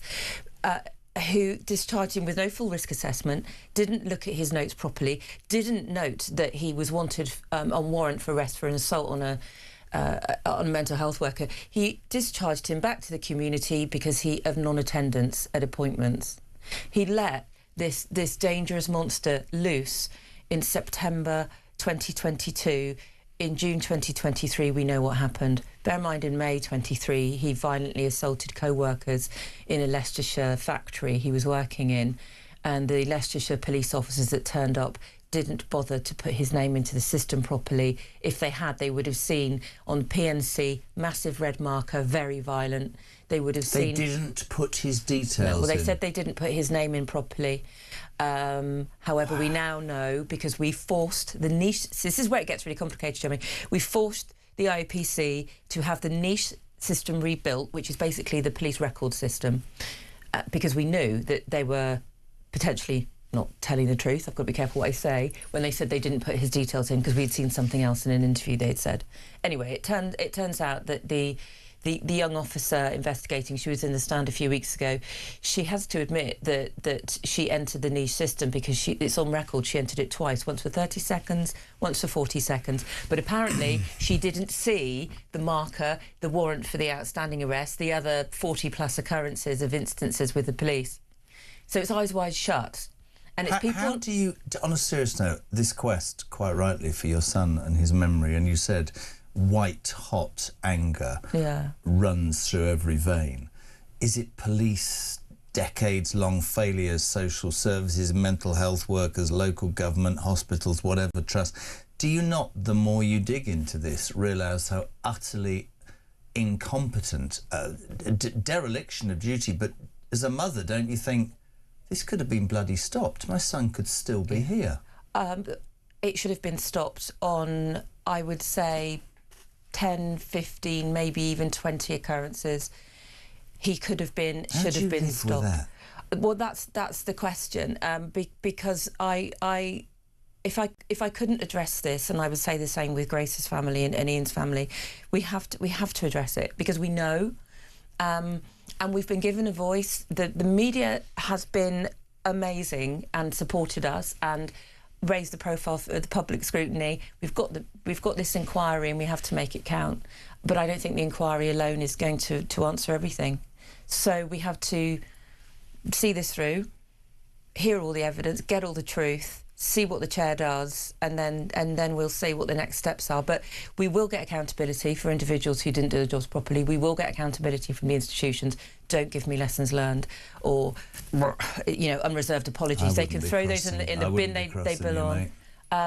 And we will do our very best to get this miscarriage of justice overturned. He should not be in a mental hospital. He planned, he knew what he was doing. He targeted students. It's the most brutal attack that the majority of the officers that have given witness have ever seen. That's how bad it is. If you're tuning in to Talk Breakfast, this is the incredibly brave Emma Webber, the mother of Barnaby Webber, who, along with Grace O'Malley Kumar and Ian Coates, was murdered by that vile, schizophrenic Valdo Calacane. And the inquiry in Nottingham continues. You're there every day. Well, it's here. No, it's here in London at Mary Ward House every day. Every single day. And the catalogue of mistakes and inconsistencies is powerful. This is the first time we've met face to face. I said, sorry about that. I said to you... What, will you? Well, I'm old now. So am I. No, you're not. If it's not too painful, just with me, you don't have to. Take me back to the day you found out. Well, it's... My life stopped at about 10:15 a.m. on the 13th of June in a car park in Cornwall because we'd seen the news breaking. We were desperately trying to get hold of him. We couldn't. And the worst thing ever, Jeremy, Find My Friend, we all use those apps for our kids, don't we? And Dave and I said, oh, don't worry, he's not back at his halls. He's in somewhere called Ilkeston Road. We don't know where that is. And then the phone started moving. And then the phone went to Radford Police Station. And I think as a mum, I just knew. And we were calling and calling and calling, and we eventually got the phone call back. They knew 5 hours earlier, by the way, Barney's identity. It took us to call. We were the first to know at 10:15. The Kumars weren't told until midday. The Coates brothers, James, was not told until 5 p.m. Why? And as you may have heard yesterday, they left his dad's body where he was murdered in Magdala Road for 15 hours. So that's it. I could be on here for hours and just give you revelation after revelation, but... What's the reason behind that? Why did they wait 5 hours to tell you about Barnaby and 7 hours to say about Grace? I don't know. And then what was it? 15 hours? No, not 15, 12 hours for Ian. Those poor boys. Grace's mum, Sinead, knew through social media, through the kids, because he's their students. They had their IDs on them, they had their driving licences on them, they weren't robbed, they had everything left on them. You said so my life changed in a moment, and I You drive said past, as a mum, you know. You knew. When that, yeah, and it's so painful, when that phone started moving and I saw the headlines, and do you know what, it had said by about 9:30, a man and a woman killed. And I didn't think that it could be, because Barney's my child and he was 19, and they're referred to as students, but yes, they are adults. But they were 19, he didn't even get to his 20th birthday. And his brother's 19 this year, and he's doing his A-levels at the moment. And what was the last... Did you speak to him that day or the night? Dave spoke to him. David and I worked, because we were down in Cornwall. We spoke to him. Well, I heard his voice on the Monday evening. So it happened on the early hours of the Tuesday morning. He was in his halls. By the way, his halls were 3 minutes walk away from where Callaghan murdered him. And Callaghan hid for half an hour. 7 people walked by before he attacked Barney and Grace. He knew what he was doing, and I will maintain that to the day I die. But I heard Barnaby's voice on the phone when he was talking to his dad. We just called for a check-in on the Monday. He was moaning because it was hot. He was off in his halls, tiny window open, and then it wasn't going out because he was supposed to be coming home. He was up there because he was playing cricket that week, and he was going to his cricket dinner on the Wednesday, and he was coming home on the Thursday or Friday, depending on how bad his hangover was. And that's the last time we heard his voice. He said something... Jeez. And I always cry now when I talk about that. I can talk about my fight, but when I talk about my son, it's so difficult. Sorry. No, it's... I cry every day. The hard thing is, and I was thinking about this, you said that the media have been very good. Yes. But you've had to deal with your grief in the media spotlight. Yes, and that's horrible, the balance right? of it. That's what we've had to sacrifice. Yeah. Yeah, we have, and I recognise media can be intrusive, media can be destructive, but genuinely, without us having to expose our raw grief and horror and tragedy in the public eye, and working with the media when they want to talk to us, there's no way we would be at a statutory public inquiry now. No one would have done the right thing and due diligence and all of that. Absolutely not. That's where... We've had to kick the doors down to get it to happen. You are right, that the press, so much of it is wrong, and very happy to say that. Not even sticking up for any particular person or organisation, but yeah. The one thing the press can do is, when there's a story like this, it's like a dog with a bone. There isn't a sane person in this country, I suspect, and I could be wrong, I'd love to hear from people, that doesn't think that this vile piece of whatever should even be alive, right? And we live now, you know this, we live in an apologist society where we seem to apologise for everybody that's done anything as against the victims. There's not that feeling in this case. In this case, there is an absolute nationwide desire to get justice for your son and for Grace and for Ian Coe, and to make sure, and this is the thing about the inquiry that needs to be said to people, that it never happens again. And of course, it's easy to hide stuff, can't be hidden. It's like, I'm changing subject, but one of the biggest travesties alongside this is that there hasn't been a rape gang inquiry. It's beyond me as a father. It drives me utterly insane. Imagine every decision you make in your workplace, right? You never think that in 1 or 2 years down the line, all of your emails, all of your conversations are going to be made public. And that's what's happening, thank God, now, because now we're seeing the rot, the real rot. And we're 4 weeks in, Nottinghamshire Police, Leicestershire Police. I have not seen one single moment of redemption for them. That it is as bad as you can imagine. But there has to be optimism, there has to be something that we can try to get out of this and change. But I'm every single day, every single witness, almost without exception, I feel so disappointed in, because they're up there and they just... where's the humanity sometimes? If you've done something so wrong, just admit it. I'd actually almost respect them if they just went, yeah, that was wholly wrong. We have had... yes, I apologise for my mistake. No, it was a gross incompetence and failure. So I don't want to come across as a pernicious mum who can't let it lie. Why would you let it lie? Well, yeah, but I'm always going to be hateful of the person that murdered my child. Of course. And I do hate him unreservedly. I don't think he should be alive. £350,000 a year minimum it costs to keep him in Ashworth. He's got a swimming pool. He's got a vegetable patch. Yeah, and it's... Yes, but what should happen is he is mentally unwell, But once he is recovered or recovered enough, he should go and serve time in prison. But where it stands is he got a hospital order only. He only got a hospital order? He got an indefinite hospital order. This will all come out, Jeremy. Please invite me back once a psychiatrist has been in the chair. You can be here every day. Sorry, can we just repeat? He calculatedly murdered 3 people, including your son. And tried to murder 3 more. He'd been missed on 15 occasions and he got a hospital, yeah? He got an indefinite hospital order. And we put Lucy Connolly in jail. Honestly, I'm sick to death, and I don't care if people writing, I am sick to death of these people who will make excuses for people. He doesn't deserve liberty. He doesn't deserve life. That's my opinion. I'm allowed to say it. It's not Talk's position. I think you are... Geez, I've done this a long time. You'll probably think this is the wrong thing to say. He'd be really proud of his mummy. He'd be annoyed at you saying mummy. It's not cool. He'd be eye-rolling. I think he'd be like, really, I've got a 19-year-old. Yeah, that's really not right. She's doing a dissertation. She calls it dis. And I'm like, what is obsessed with you bloody children that everything has to be shortened? But very much so, yeah, Barney, I hope you're proud of me. But also, I have Charlie. Charlie was 15 when this happened. He's lost his absolute hero nemesis. He's all right. He's 19 this year. He's going to university. And that terrifies me, but we have to let him do it. He'll be up here tomorrow, actually, because David and I are giving our evidence tomorrow morning. And you know, and I've insisted, as have the other families, it's going to be on the public live stream because we've got nothing to hide or embellish. I don't need to be hidden away.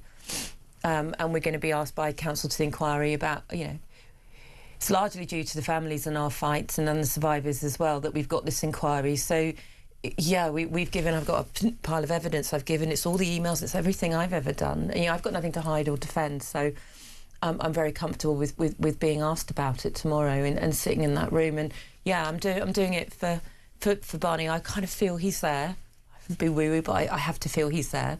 But for Charlie, because Charlie has to know that his brother's gone, but we did everything to address that wrong. What you're doing through incredible bravery is actually, by ensuring that this is looked into, you're protecting everybody else in this country from this not happening again. And I have to say, from a media point of view, you know, what happens after this inquiry, there is no way that governments and institutions won't be able to listen. You are always welcome here. You are an unbelievable person, your family. What can I say to you, mate? I hope it tomorrow. Thank you for the opportunity. Always on this show, genuinely, as long as I'm here. Yeah, and I'm very comfortable talking to anybody, and anyone can challenge me about things I might say, because I understand that we're in such a world where the news is so wide and it's easy to see the headlines and to, you know, trust me, everything that we've done has been done because we know how wrong it all is. We know the failures, and we're uncovering them now for the public to see. Emma Webber, whose son Barnaby Webber and Grace and Malik Kumar, and of course 65-year-old Ian Coates, murdered by Valdo Calicane. It's the National Inquiry. It's in London. She's there every single day. One of the bravest people I've ever met. Thank you, sweet. Good luck. News at 9 is next on Talk Breakfast.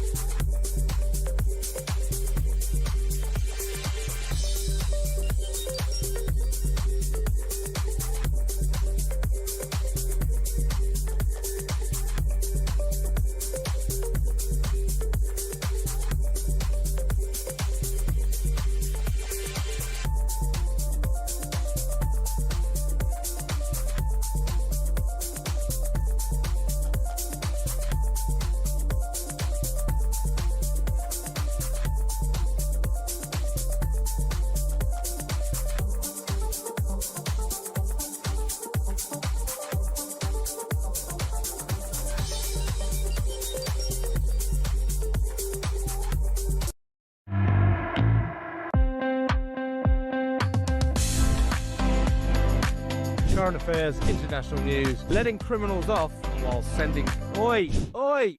You shut up.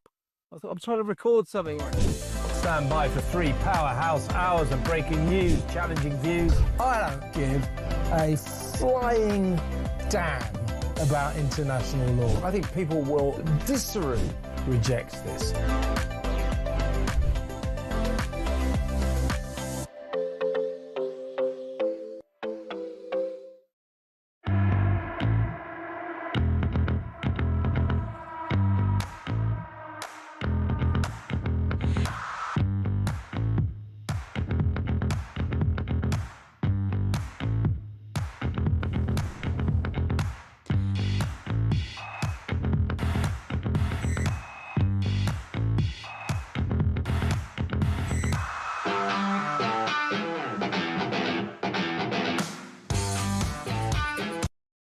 Across the UK, on DAB+, on YouTube, on your mobile, and on your side.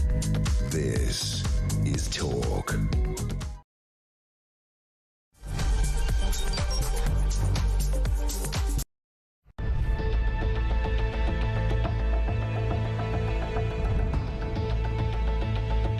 Over the past 36 hours, the United States and its partners have launched Operation Epic Fury, one of the largest, most complex, most overwhelming military offensives the world has ever seen. Nobody's seen anything like it. We have hit hundreds of targets in Iran, including Revolutionary Guard facilities, Iranian air defense systems. Just now, it was announced that we knocked out 9 ships plus their naval building, all in a matter of literally minutes. Iran's formerly supreme leader, Ayatollah Khamenei, is dead.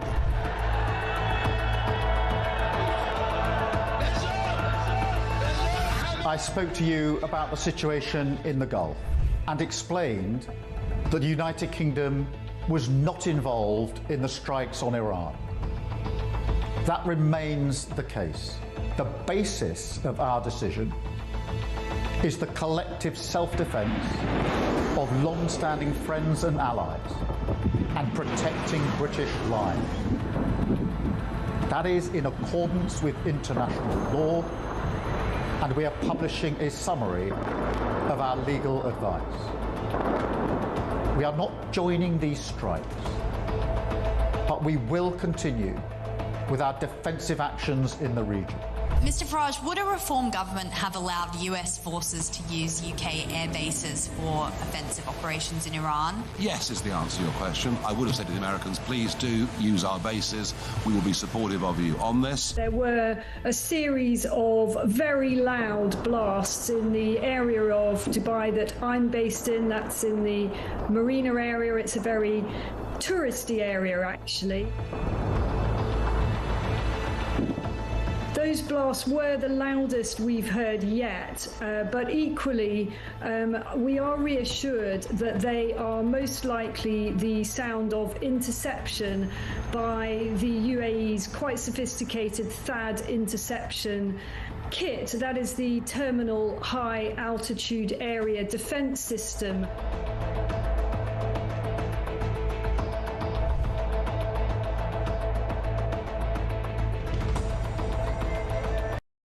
Across the UK, on DAB+, on YouTube, on your mobile, and on your side. This is Talk.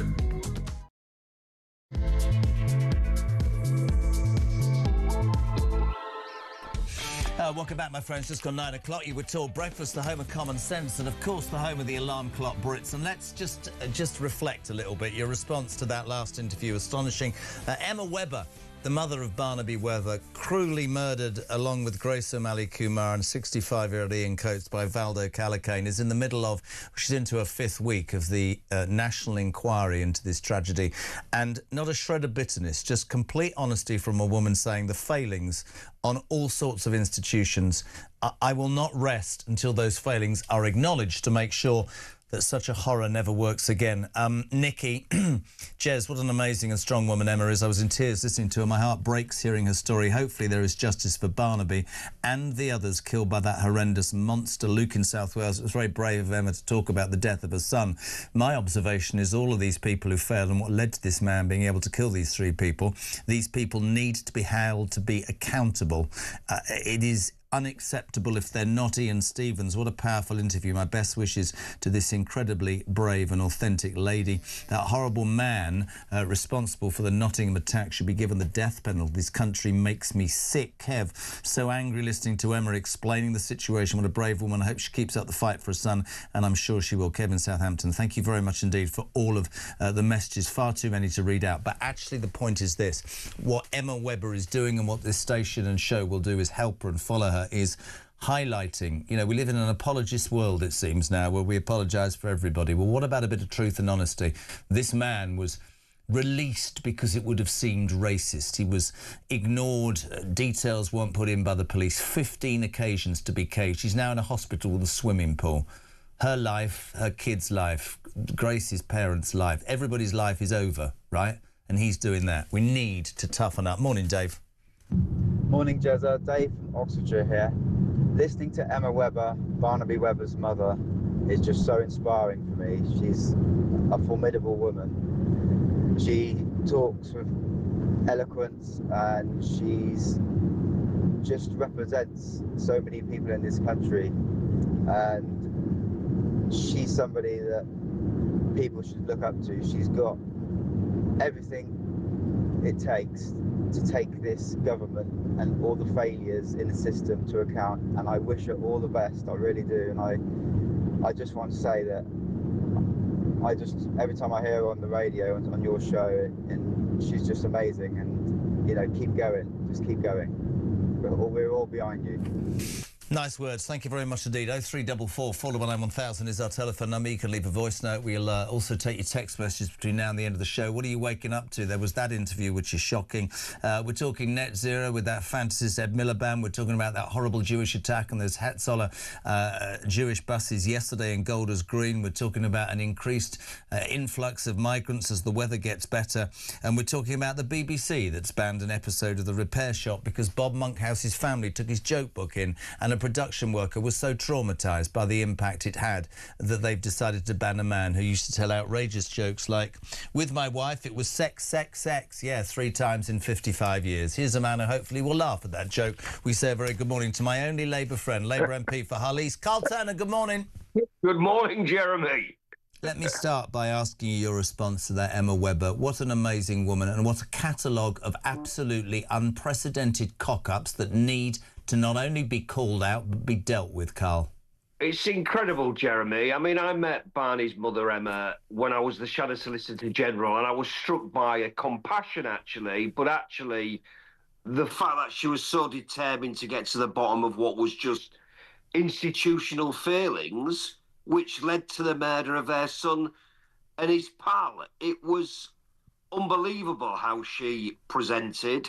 She was calm and cool, but really determined. And she persuaded myself and the then Shadow Attorney General that we must have an inquiry if Labour won the general election. And I'm pleased that that happened.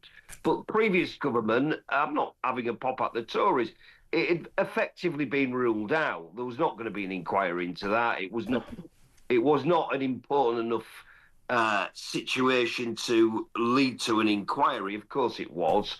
The reality was this guy was running around like a madman. He'd been failed himself. Mental health had failed him. And, you know, regrettably, it led to the murder of those 3 people. It was a shocking a shocking thing that should never have happened. Good and honest words. Welcome to the show.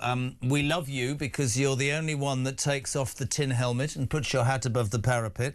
You do know that they're suggesting a half an hour, 45-minute phoning call is, again, it's creatively crap. Call Carl. Bet you never thought you could be so excited, son, did you? Do you know what I mean? I'd be up for something like that, Jeremy. I've heard. Let's talk about. We're going to argue here.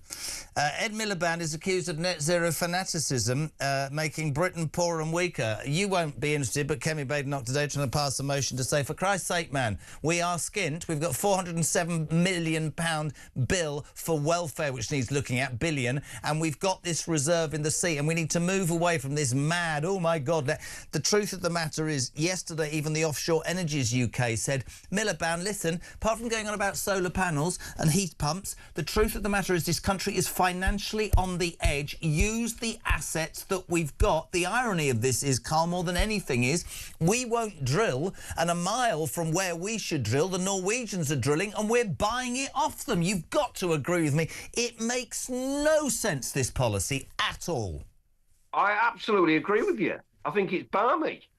We should be allowing those licences to drill for oil and gas in our own seas. I don't understand it. I've said as much. I just think it's balmy. We should be getting on with it. And, you know, if for nothing else, it creates jobs. What's wrong with us? Get on with it. Do you then label net zero as madness? Richard Tice calls it net bloody zero, net mad zero. I mean, it is madness, isn't it? It's become madness. But we've got to address the issue, and we've got to have a target for net zero. But when circumstances change, when we've got a war in the Middle East, when we've got Trump going into Iran, and the fact that the Strait of Hormuz is blocked with vessels deliberately to stop us getting 20% of the world's oil and gas through the system, you've got to do something else. And I think Ed Miliband needs to look at that and do it fast.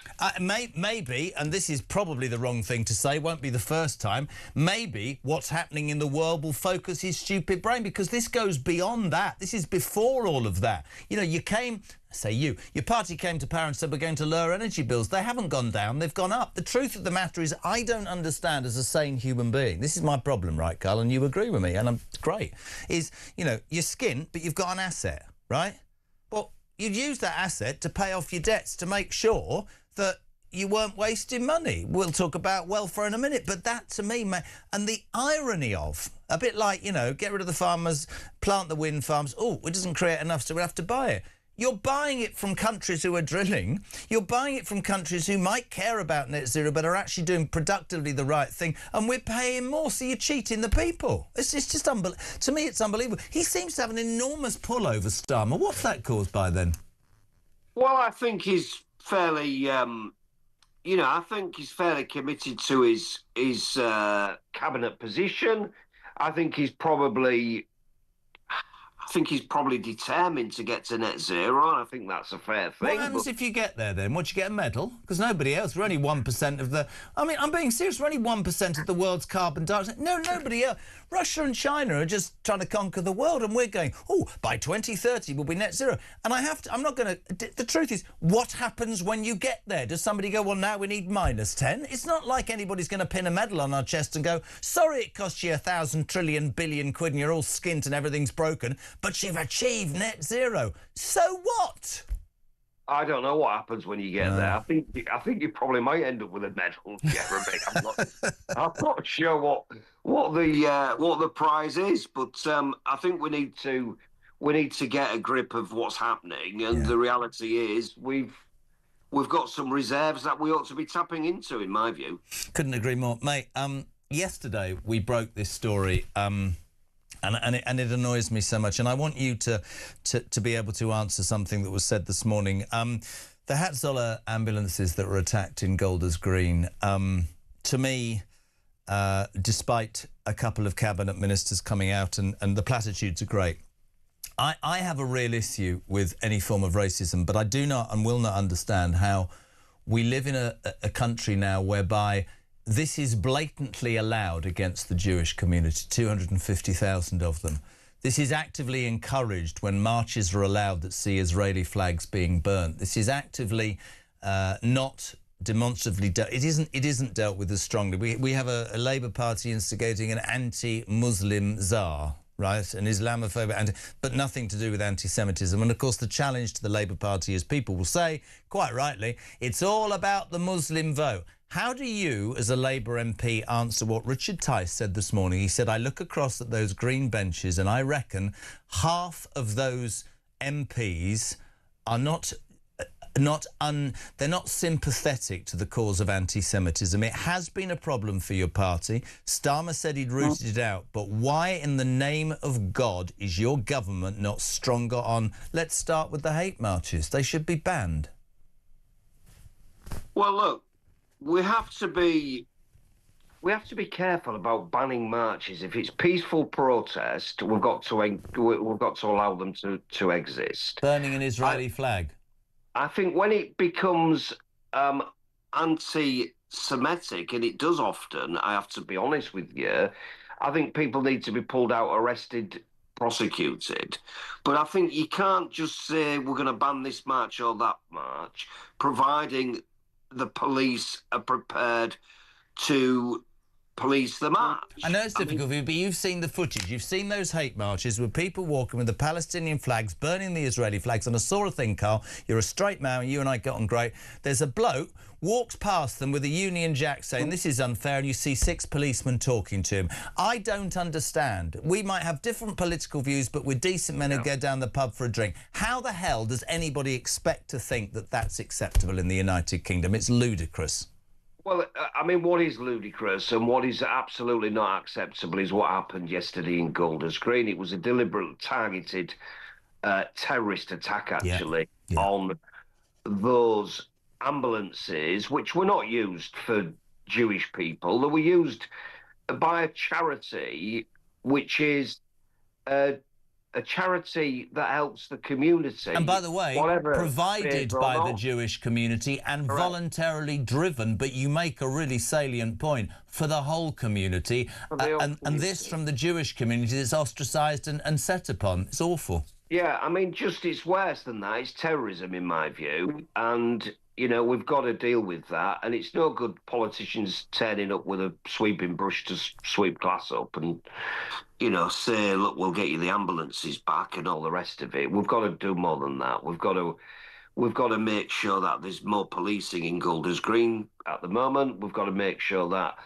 you know, people who are suspected of these terrorist attacks, because there'll be intelligence on these types of attacks. There has to be. We need to go after them, and we have to be harder, and we have to get them locked up. That's the reality. They should go to jail for a long, long time. There's a lot of criticism. There's a lot of criticism of Labour, which again you are honest enough to answer. Now, the real criticism right now of the Labour Party, if you look at the last election, you look at the 5 independent Gaza-only MPs who took Jonathan Ashworth's seat, you got Wes Streeting, only had a 652 majority. This is a direct question to you. The Labour government has been accused of pandering to the Islamic vote. They're worried about the Greens. You look at what happened in Gorton and Denton. Islamists want to wipe Jews off the face of the earth. Surely, if that's the case and your party is pandering to that section of the community, then Labour has to take some responsibility for the rise in anti-Semitism, Carl Turner. Well, there has been a rise in anti-Semitism across the board, hasn't there? It's not just individual incidents. It's been happening for a long time now. It's happened since, frankly, the attacks in Israel in October, I think it was 2025, wasn't it? I mean, it's been happening since then, and it's on the rise. I mean, we've got a recent report out of students refusing to be in accommodation with Jews. I mean, what an utter disgrace. Do you think that the Labour government should take some responsibility for this rise in anti-Semitism? I think we should all take responsibility when anti-Semitism is rising. It just is. It's just a fact. And I think it's not just about the Labour government. I think it's about politics and politicians, actually. We should be We should be dealing with it. We should be putting more funding in, but you've got to do more than that. It's about political decisions. I think it's fair to make the point that the Labour Party historically has relied on votes from Muslim communities, and on that basis, we've been shy to deal with things like inquiries, in my view. We shouldn't be shying away from any of that stuff. We should be getting on with what we need to do. It shouldn't be about where the votes come from, in my view. And I think in any event, if you look at what's happened in the recent by-election in Manchester, it seems to me that we can't do enough to get that support back. So the Greens won in an area where we would have historically would have won.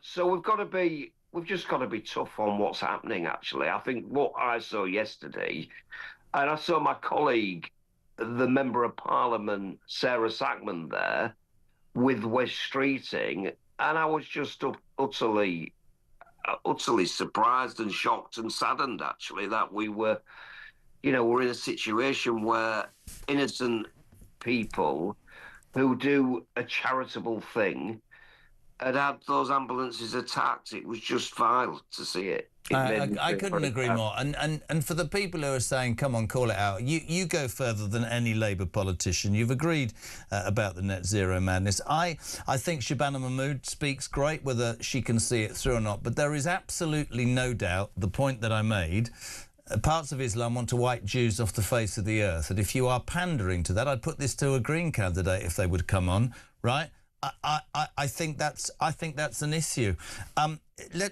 We've talked quite seriously about Emma Webber. We've talked about net zero. We've talked about the anti-Semitism rise. I just want to finish in a slightly more light-hearted way, and I'm going to start with a video of a squirrel. Have you seen this video at all? By the way, this is a. It's not going to work. That's a squirrel, Carl Turner, in a London park, snapped smoking a vape. Now, you and I both vape. We know that. Here's the question. This is a grey squirrel perched on a wooden thing. I don't know what flavour the vape is, but strawberry.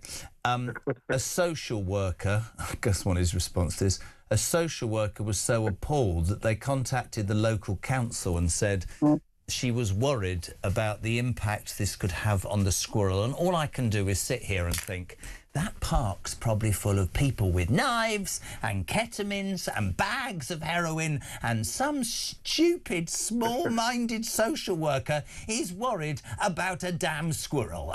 Your comments, please, Carl Turner. Bless the corn socks. I mean, look, honestly, I'm sure the squirrel's going to be all right as a result of that. But I mean, if you want to make a point about littering in parks, fine.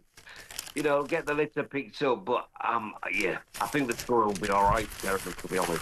You and I are about the same age. I'm probably older than you. Front of the Sun today, Barmy Beebe decides to ban Bob Geldof. Not Geldof, Monkhouse. I've done it all morning. Bob Monkhouse. Yeah. I don't know if you know this. Have you ever seen The Repair Shop? We're about that age, you and me. Yeah. Yeah. Anyway, so The Repair Shop, they had an episode whereby his family, Monkhouse's family, bought the joke book in, and a production worker was so offended by the jokes that the BBC have banned it. Do you think that's a good idea, Carl Turner? I don't think anything like that's a good idea. It's just balmy, isn't it? I mean, comedy, isn't it? Yes. Well, comedy, yeah, but you can't tell a joke anymore, can you? Well, you've got to be a bit careful about who you offend nowadays, Jeremy. That's the problem. I mean, I don't want people to be going... I say we've stopped laughing at ourselves. I say that the greatest comedian that treads any board right now is Ricky Gervais, because he doesn't give a damn. I agree with that. And it's people laugh. You can laugh. Do you know what, mate? And I mean this. Don't turn up, Jeremy. Don't turn up if you're going to be offended. You have to go. Nobody's forcing you to turn up. Look, I'm not into Chubby Brown, but people are. If they want to go and see Chubby, get on with it. I'm not going to ban it. Buy a ticket. You are so right, man. Not many. I can't remember how long ago it was, Jeremy, but there was a talk of banning Chubby Brown from doing something in Newcastle. I mean, what on earth are we on about? Just let people go and enjoy themselves, for goodness sake. I won't turn up and see Chubby Brown. He's not my cup of tea. But I don't mind anybody who does. My missus might go. She thinks he's funny. Do you know what, mate? You will always have a place on this show. You are the most sensible. They've missed a trick, that. No, you don't need to worry about being involved with that Labour government. You're far too commonsensical. Thank you so much. We love you. Carl Turner, Labour MP for Hull East. It's a regular weekly thing. 9:23. Morning, Adrian. Morning, Jeremy. It's Adrian from East Sussex. I'm just listening to your interview with Barnaby's mother, and yeah, it's got to me a bit. I have my son down in Bournemouth University, and it really brings it home. Just very quickly, how on earth, as a country, have we got to this point where we've got a government and a civil service, a police force, everybody who's so ideologically evil, ideologically bought into racism, anti-Semitism, just accepting a terrorist organisation? The IRGC is a terrorist organisation, yet this government refuses to prescribe it. We're happy for people to be racistly attacked if they're white or if they're Jewish. It's all bloody wrong. I really hope all the sensible people across the country wake up at every election and make sure that they vote, and we get some people in to bring our country back to the light, because we're sinking into the pit of hell.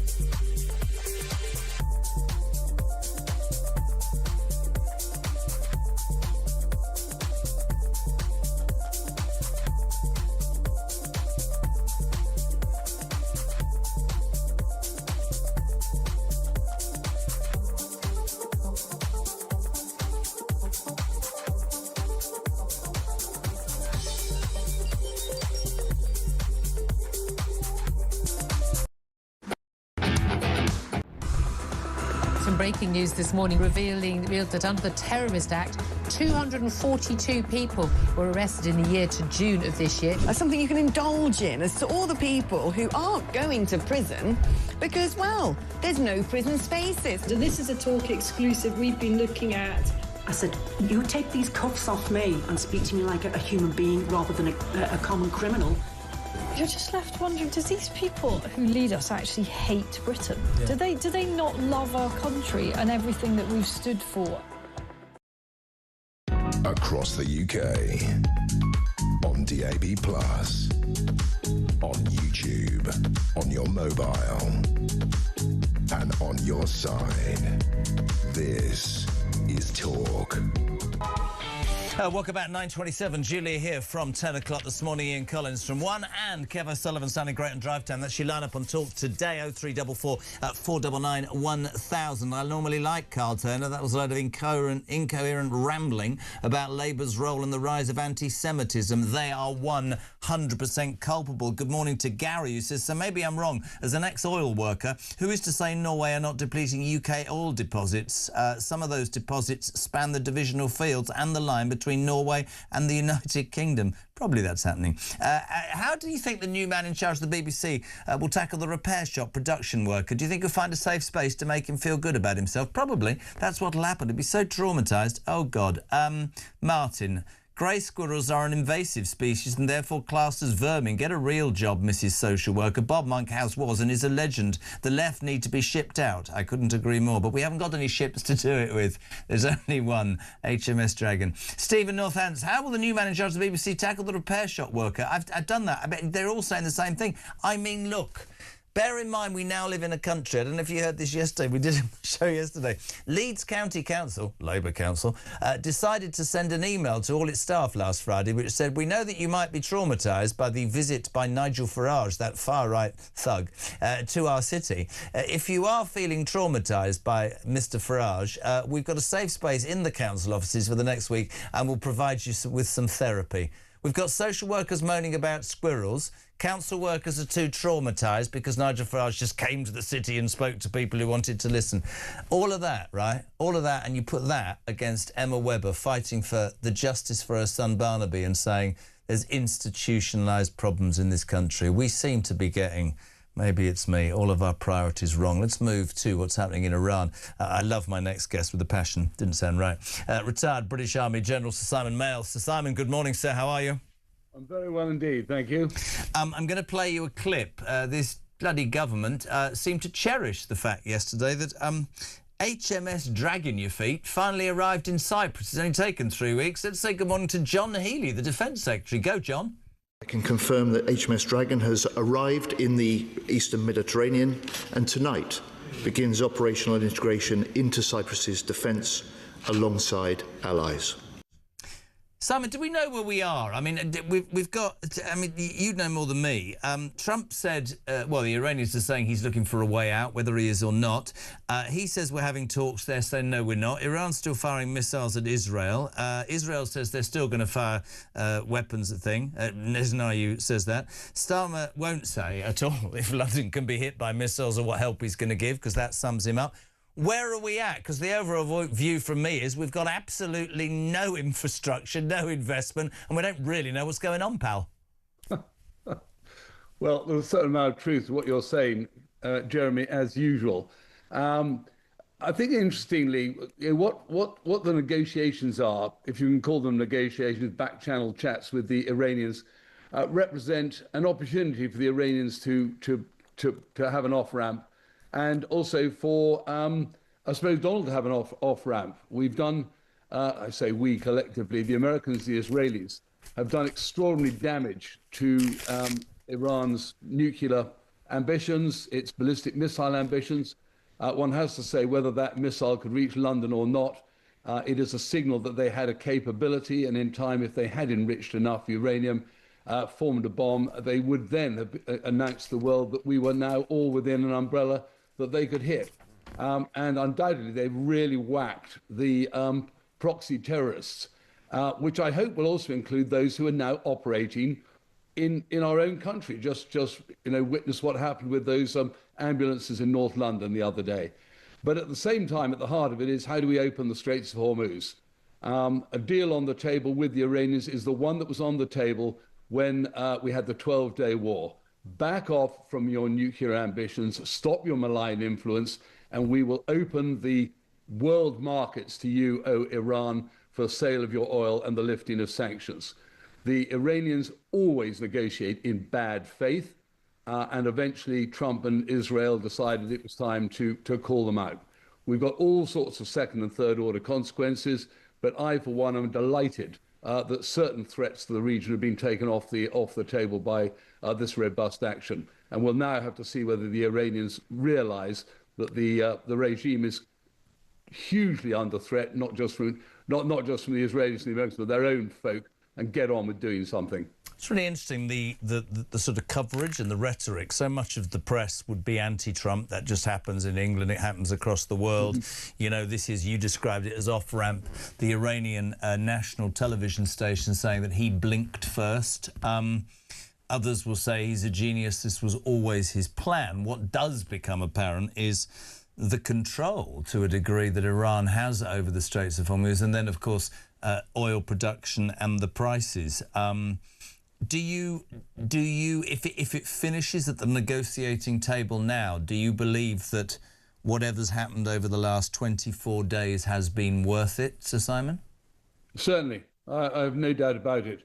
I've watched Iran's activities in the Gulf and wider region, be it Lebanon, be it down in Gaza, be it in the Sahel. We have Hezbollah and IRGC, I can only call them terrorists, operating alongside the Russian Africa Corps, fomenting migration flows and instability even in sub-Saharan Africa. They've been a poisonous influence across the region.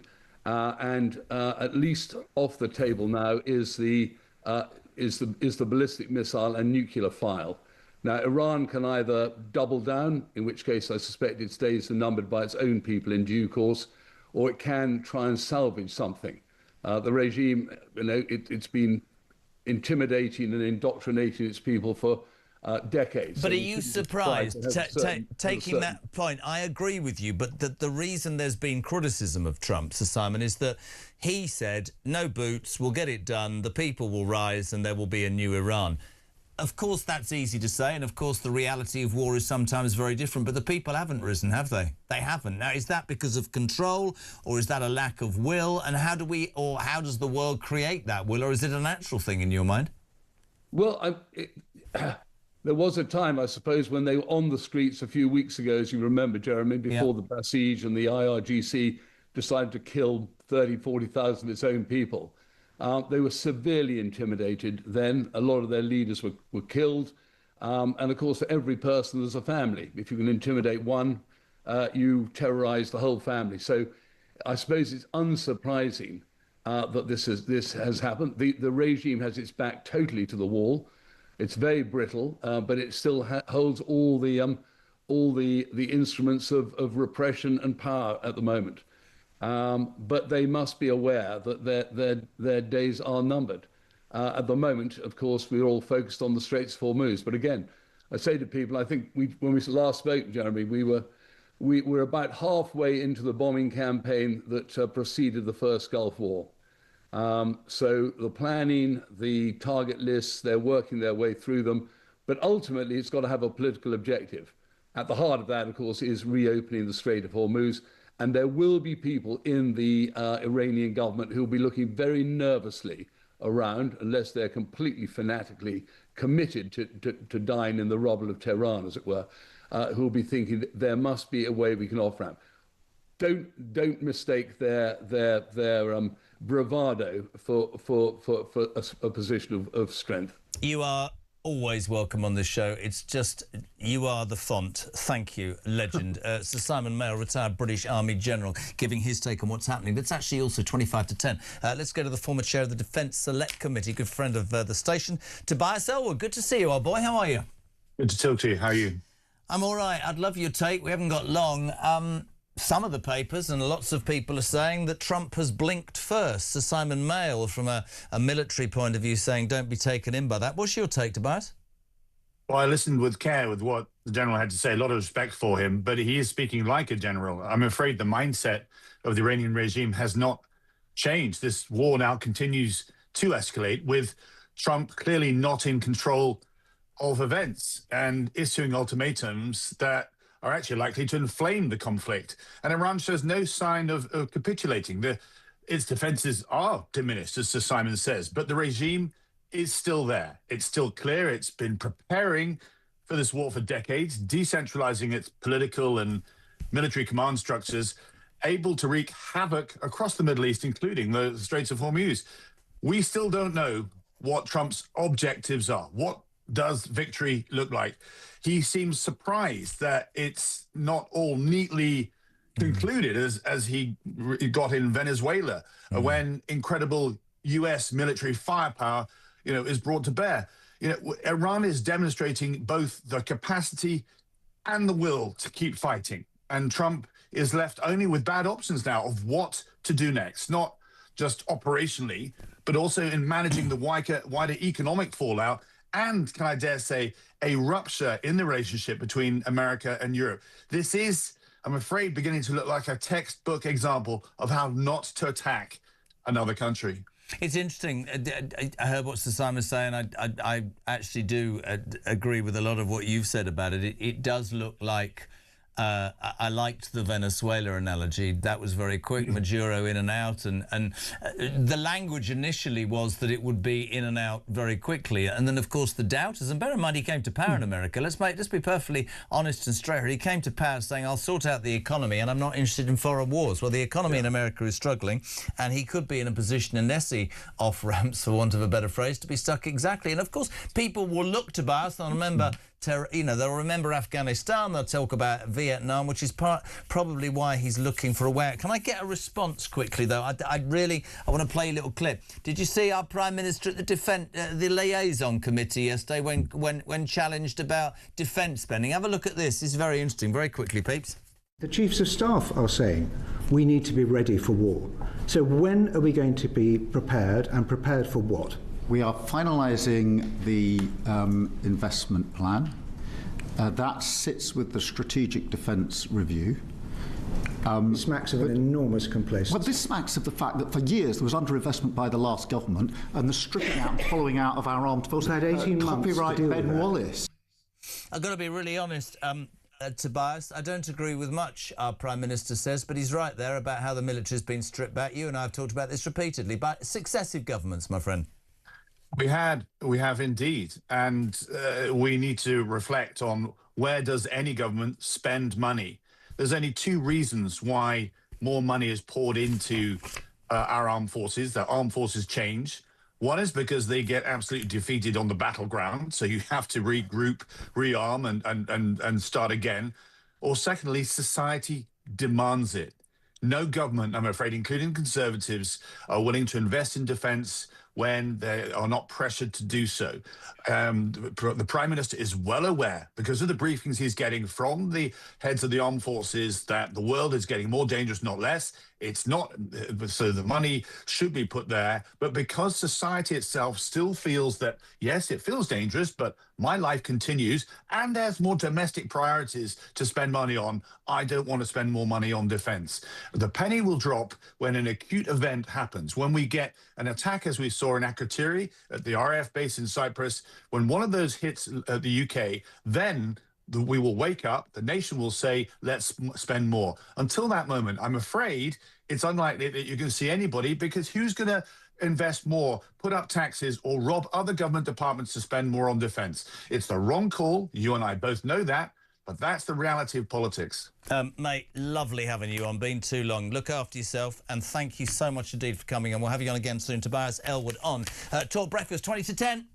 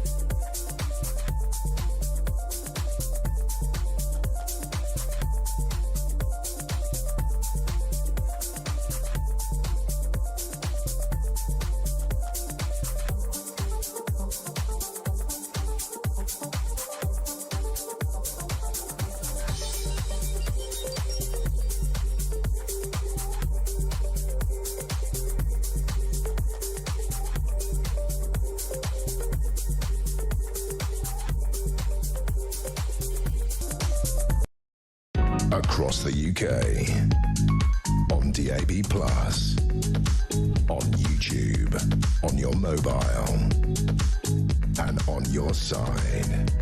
This is Talk. Welcome back, 18 minutes to 10. Julia at 10. Yesterday afternoon, I had the opportunity to speak to Brooke Goldstein, who is an American human rights lawyer, a woman who's written the great book, End Jew Hatred. I asked her, how do we end the scourge of anti-Semitism? Have a watch. The Jewish community is the oldest, most persecuted minority in human history. And we are still dealing with this problem. It is a mind virus. It is a sickness.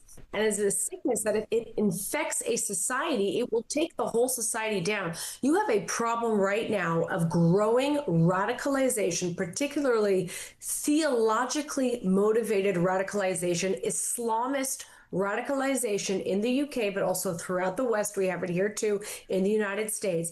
And we need to call it out because it is a threat to all Western democracies. But unfortunately, there are two things that have happened that have prevented us from identifying the threat, speaking about the threat, and defeating it. Number one, all of these false cries of Islamophobia. I call it the Islamophobomania campaign, which has been intentionally and strategically directed to silence our free speech on issues of national security, and of course, threats of violence. And you see now what happened to these ambulances. This is a direct attack on the Jewish community. And we respond to anti-Semitism with politics. Oh, this is about Israel-Palestine, or we can excuse it because they're angry at Israel. You are playing into their game. You are creating an intentional misdirection. You're giving them an affirmative defense for lawlessness because they hate Israel, therefore they can attack Jews. This is racism.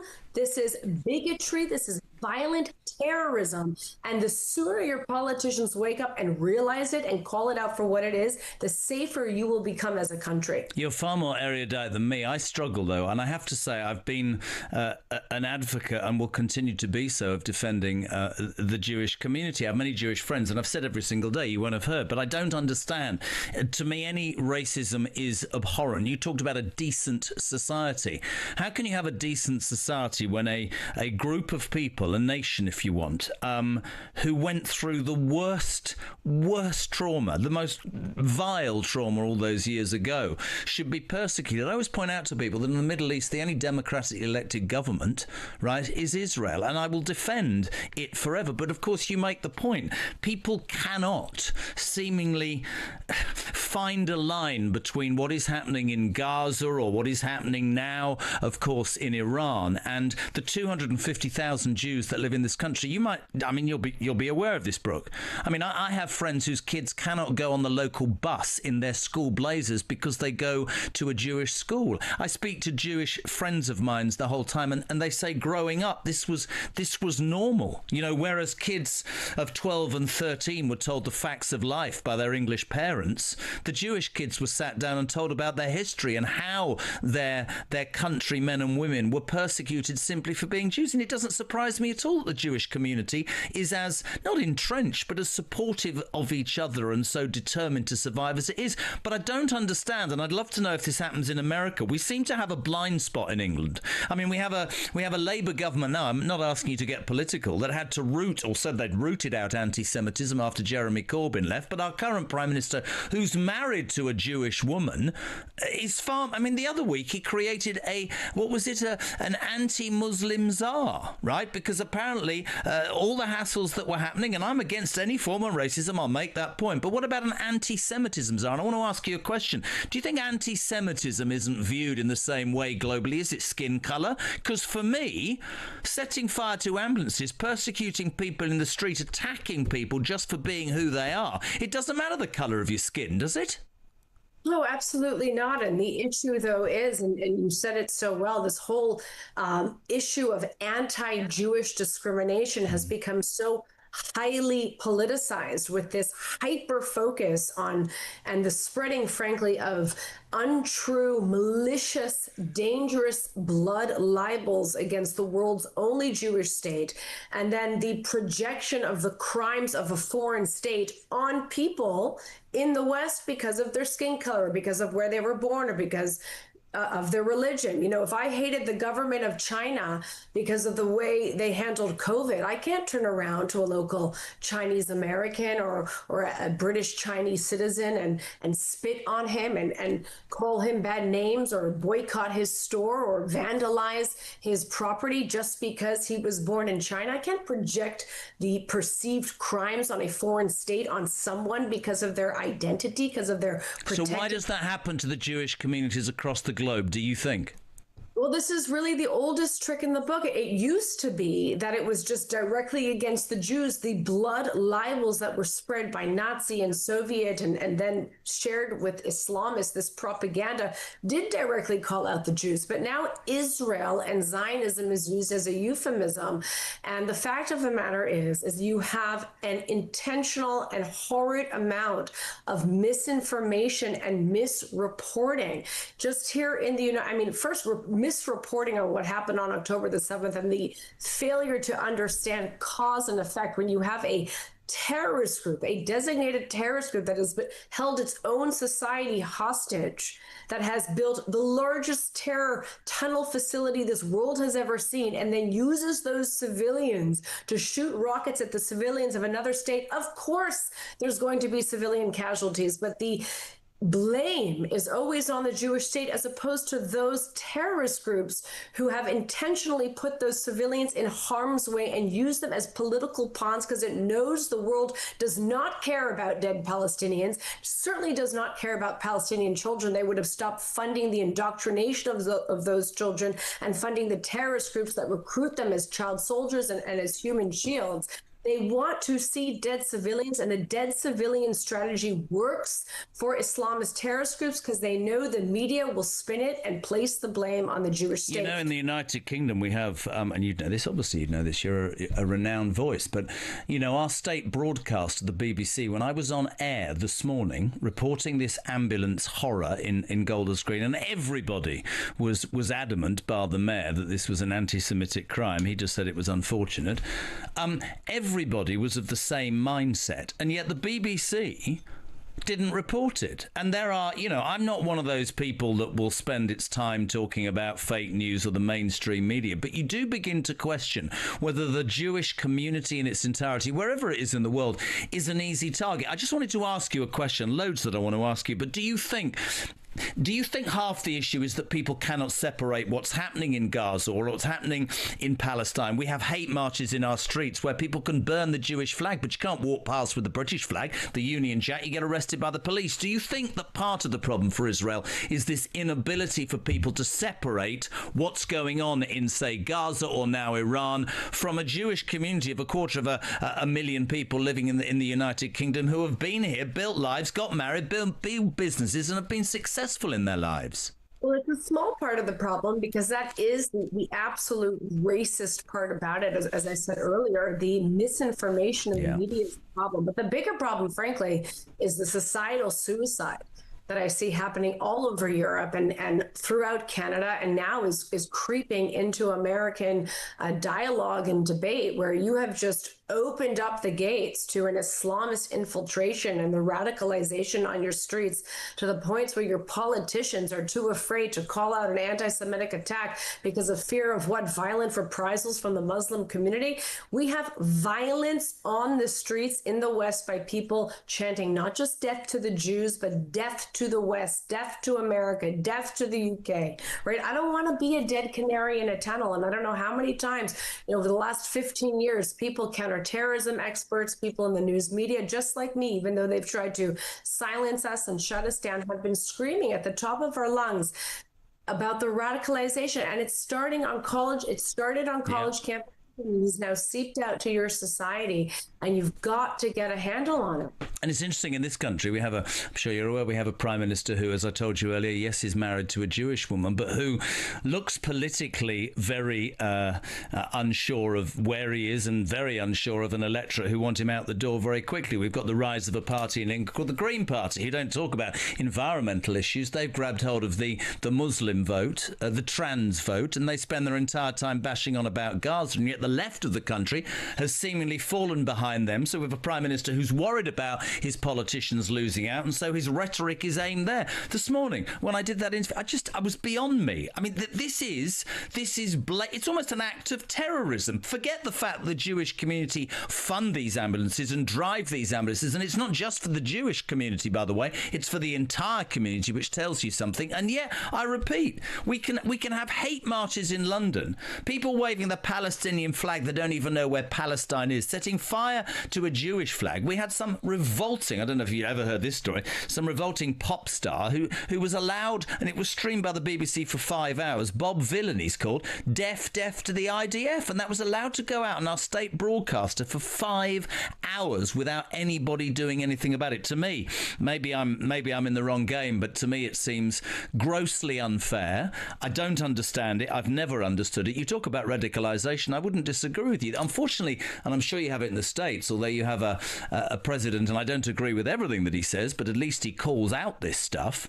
Our politicians are too frightened to call it out. And by the way, any form of racism, any form of crime, any form of terrorism, I would come hard on. But we don't do that. We call out, there was an occasion in England which you might be aware of. There were some riots in Southport after the needless murder of 3 young kids some time ago, and people took to the streets, and they were immediately labelled by this government as far right and rounded up and thrown in jail. Well, I would have rounded up those thugs that set fire to those ambulances last night and rounded them up and called that hard left and dangerous and radicalization, but nothing happens. A few platitudes and you end up thinking this really is unfair and it's one way and it doesn't work. And I think, don't know about America, I think people are waking up to that. And I told a story today, Brooke. I was at the airport the other day. There was a traditional Orthodox Jew and his wife, and I'm on the carousel, and I literally said, I'm sorry. And he said, thank you. I felt like I had to apologise for my country. How bad's that? Well, thank you for that. But I have to say something honestly. I am not worried about the Jews. We are a very ancient community. We will survive. We have survived people who have come up against us before. I'm not worried about Israel. Israel is strong. Israel is clearly defeating its enemies on the battlefield. I'm worried about Europe. I'm worried about Canada. And I think it's a huge mistake to think this is just an issue of anti-Semitism. That is what they want you to believe. Oh, it's just a Jewish problem. It's just people attacking Jewish communities and Jewish hospitals, and you don't need to worry about it. Believe me, they're coming for you too. Terrorism is indiscriminate. And while you might think, well, if only Israel did something differently, if only we gave the Islamist another Palestinian Islamic Jihad state, we would appease the terrorists. The fact that you still even have this mentality, okay, how many years after 9/11, how many years have we been dealing with Islamist madness? The fact that you're turning a blind eye, at least Hitler lied, right? When Europe was looking to appease Nazi Germany, at least they lied to us and said, no, we're not going to invade Europe. The difference between the mullahs and the Nazis is the mullahs are telling you straight out what they're going to do. They're chanting death to America. They're developing nuclear missiles. They're declaring their intent to use those missiles. They're currently funding terror proxies around the world. Yeah. I mean, tried to assassinate the president of the United States on American soil. If that's not an imminent threat, I don't know what is. And I don't know what it's going to take for the West to wake up. The Jews are wide awake. Our eyes are wide open. We're acting in our own self-interest. And if we cannot be protected, if you cannot enforce the rule of law in your own country against a minority community, you're going to go down. And so that's the message. And we're witnessing it, and we're seeing what's happening, how the police are too afraid and the politicians are too afraid to enforce the rule of law. When you cannot enforce the rule of law in your own country, you enforce it selectively, it's going to be a big problem there. And it's an imminent problem. It's a pretty damning indictment of my country, and one that I share. We seem to have politicians certainly in power here. And by the way, there's plenty about Trump, and I'm sure you'd agree that I don't agree with. I agree with the premise behind this latest conversation conflict. Lots has happened today. I'm leaving. It's finished. No, it's not. Yes, it is. That's the man. But at least he has the courage, I think, to face. And you made a point. I mean, you know, all those people that jump up and down, the mad mullahs of Tehran have financed every proxy terrorist group the length and breadth of this world. And I said the other day on air to somebody, and they didn't like it. They were saying, oh, you know, Israel and America trying to enforce this, that, and the other. And I went, do you know what? This approach, why don't you go and speak to one of the parents of one of the kids who was blown to pieces in the Manchester Arena bombing and try and explain how you think this is okay to allow this to happen. I think it needs to be done in the correct way. And talking to people like you, it might be a damning indictment, but it's a very, very true perspective. I mean, internationally, I think the United Kingdom is not seen as it used to be seen, and I think that's a very dangerous thing. Listen, I would love, you know what a breakfast show is like. It's not a lot of time. I would love to do a more in-depth chat when you get a chance. Are you ever over in the United Kingdom? Now I have reason to be, but I would just add to one thing you just said to conclude. Europe is completely defenseless. It has no defenses against ballistic missiles. Germany is buying its defenses from Israel, you know. So Iran is an imminent threat, not just to the United States, but to Europe as well. And they should thank the United States and Israel for doing what they're doing. This is just what I find to be mind-boggling.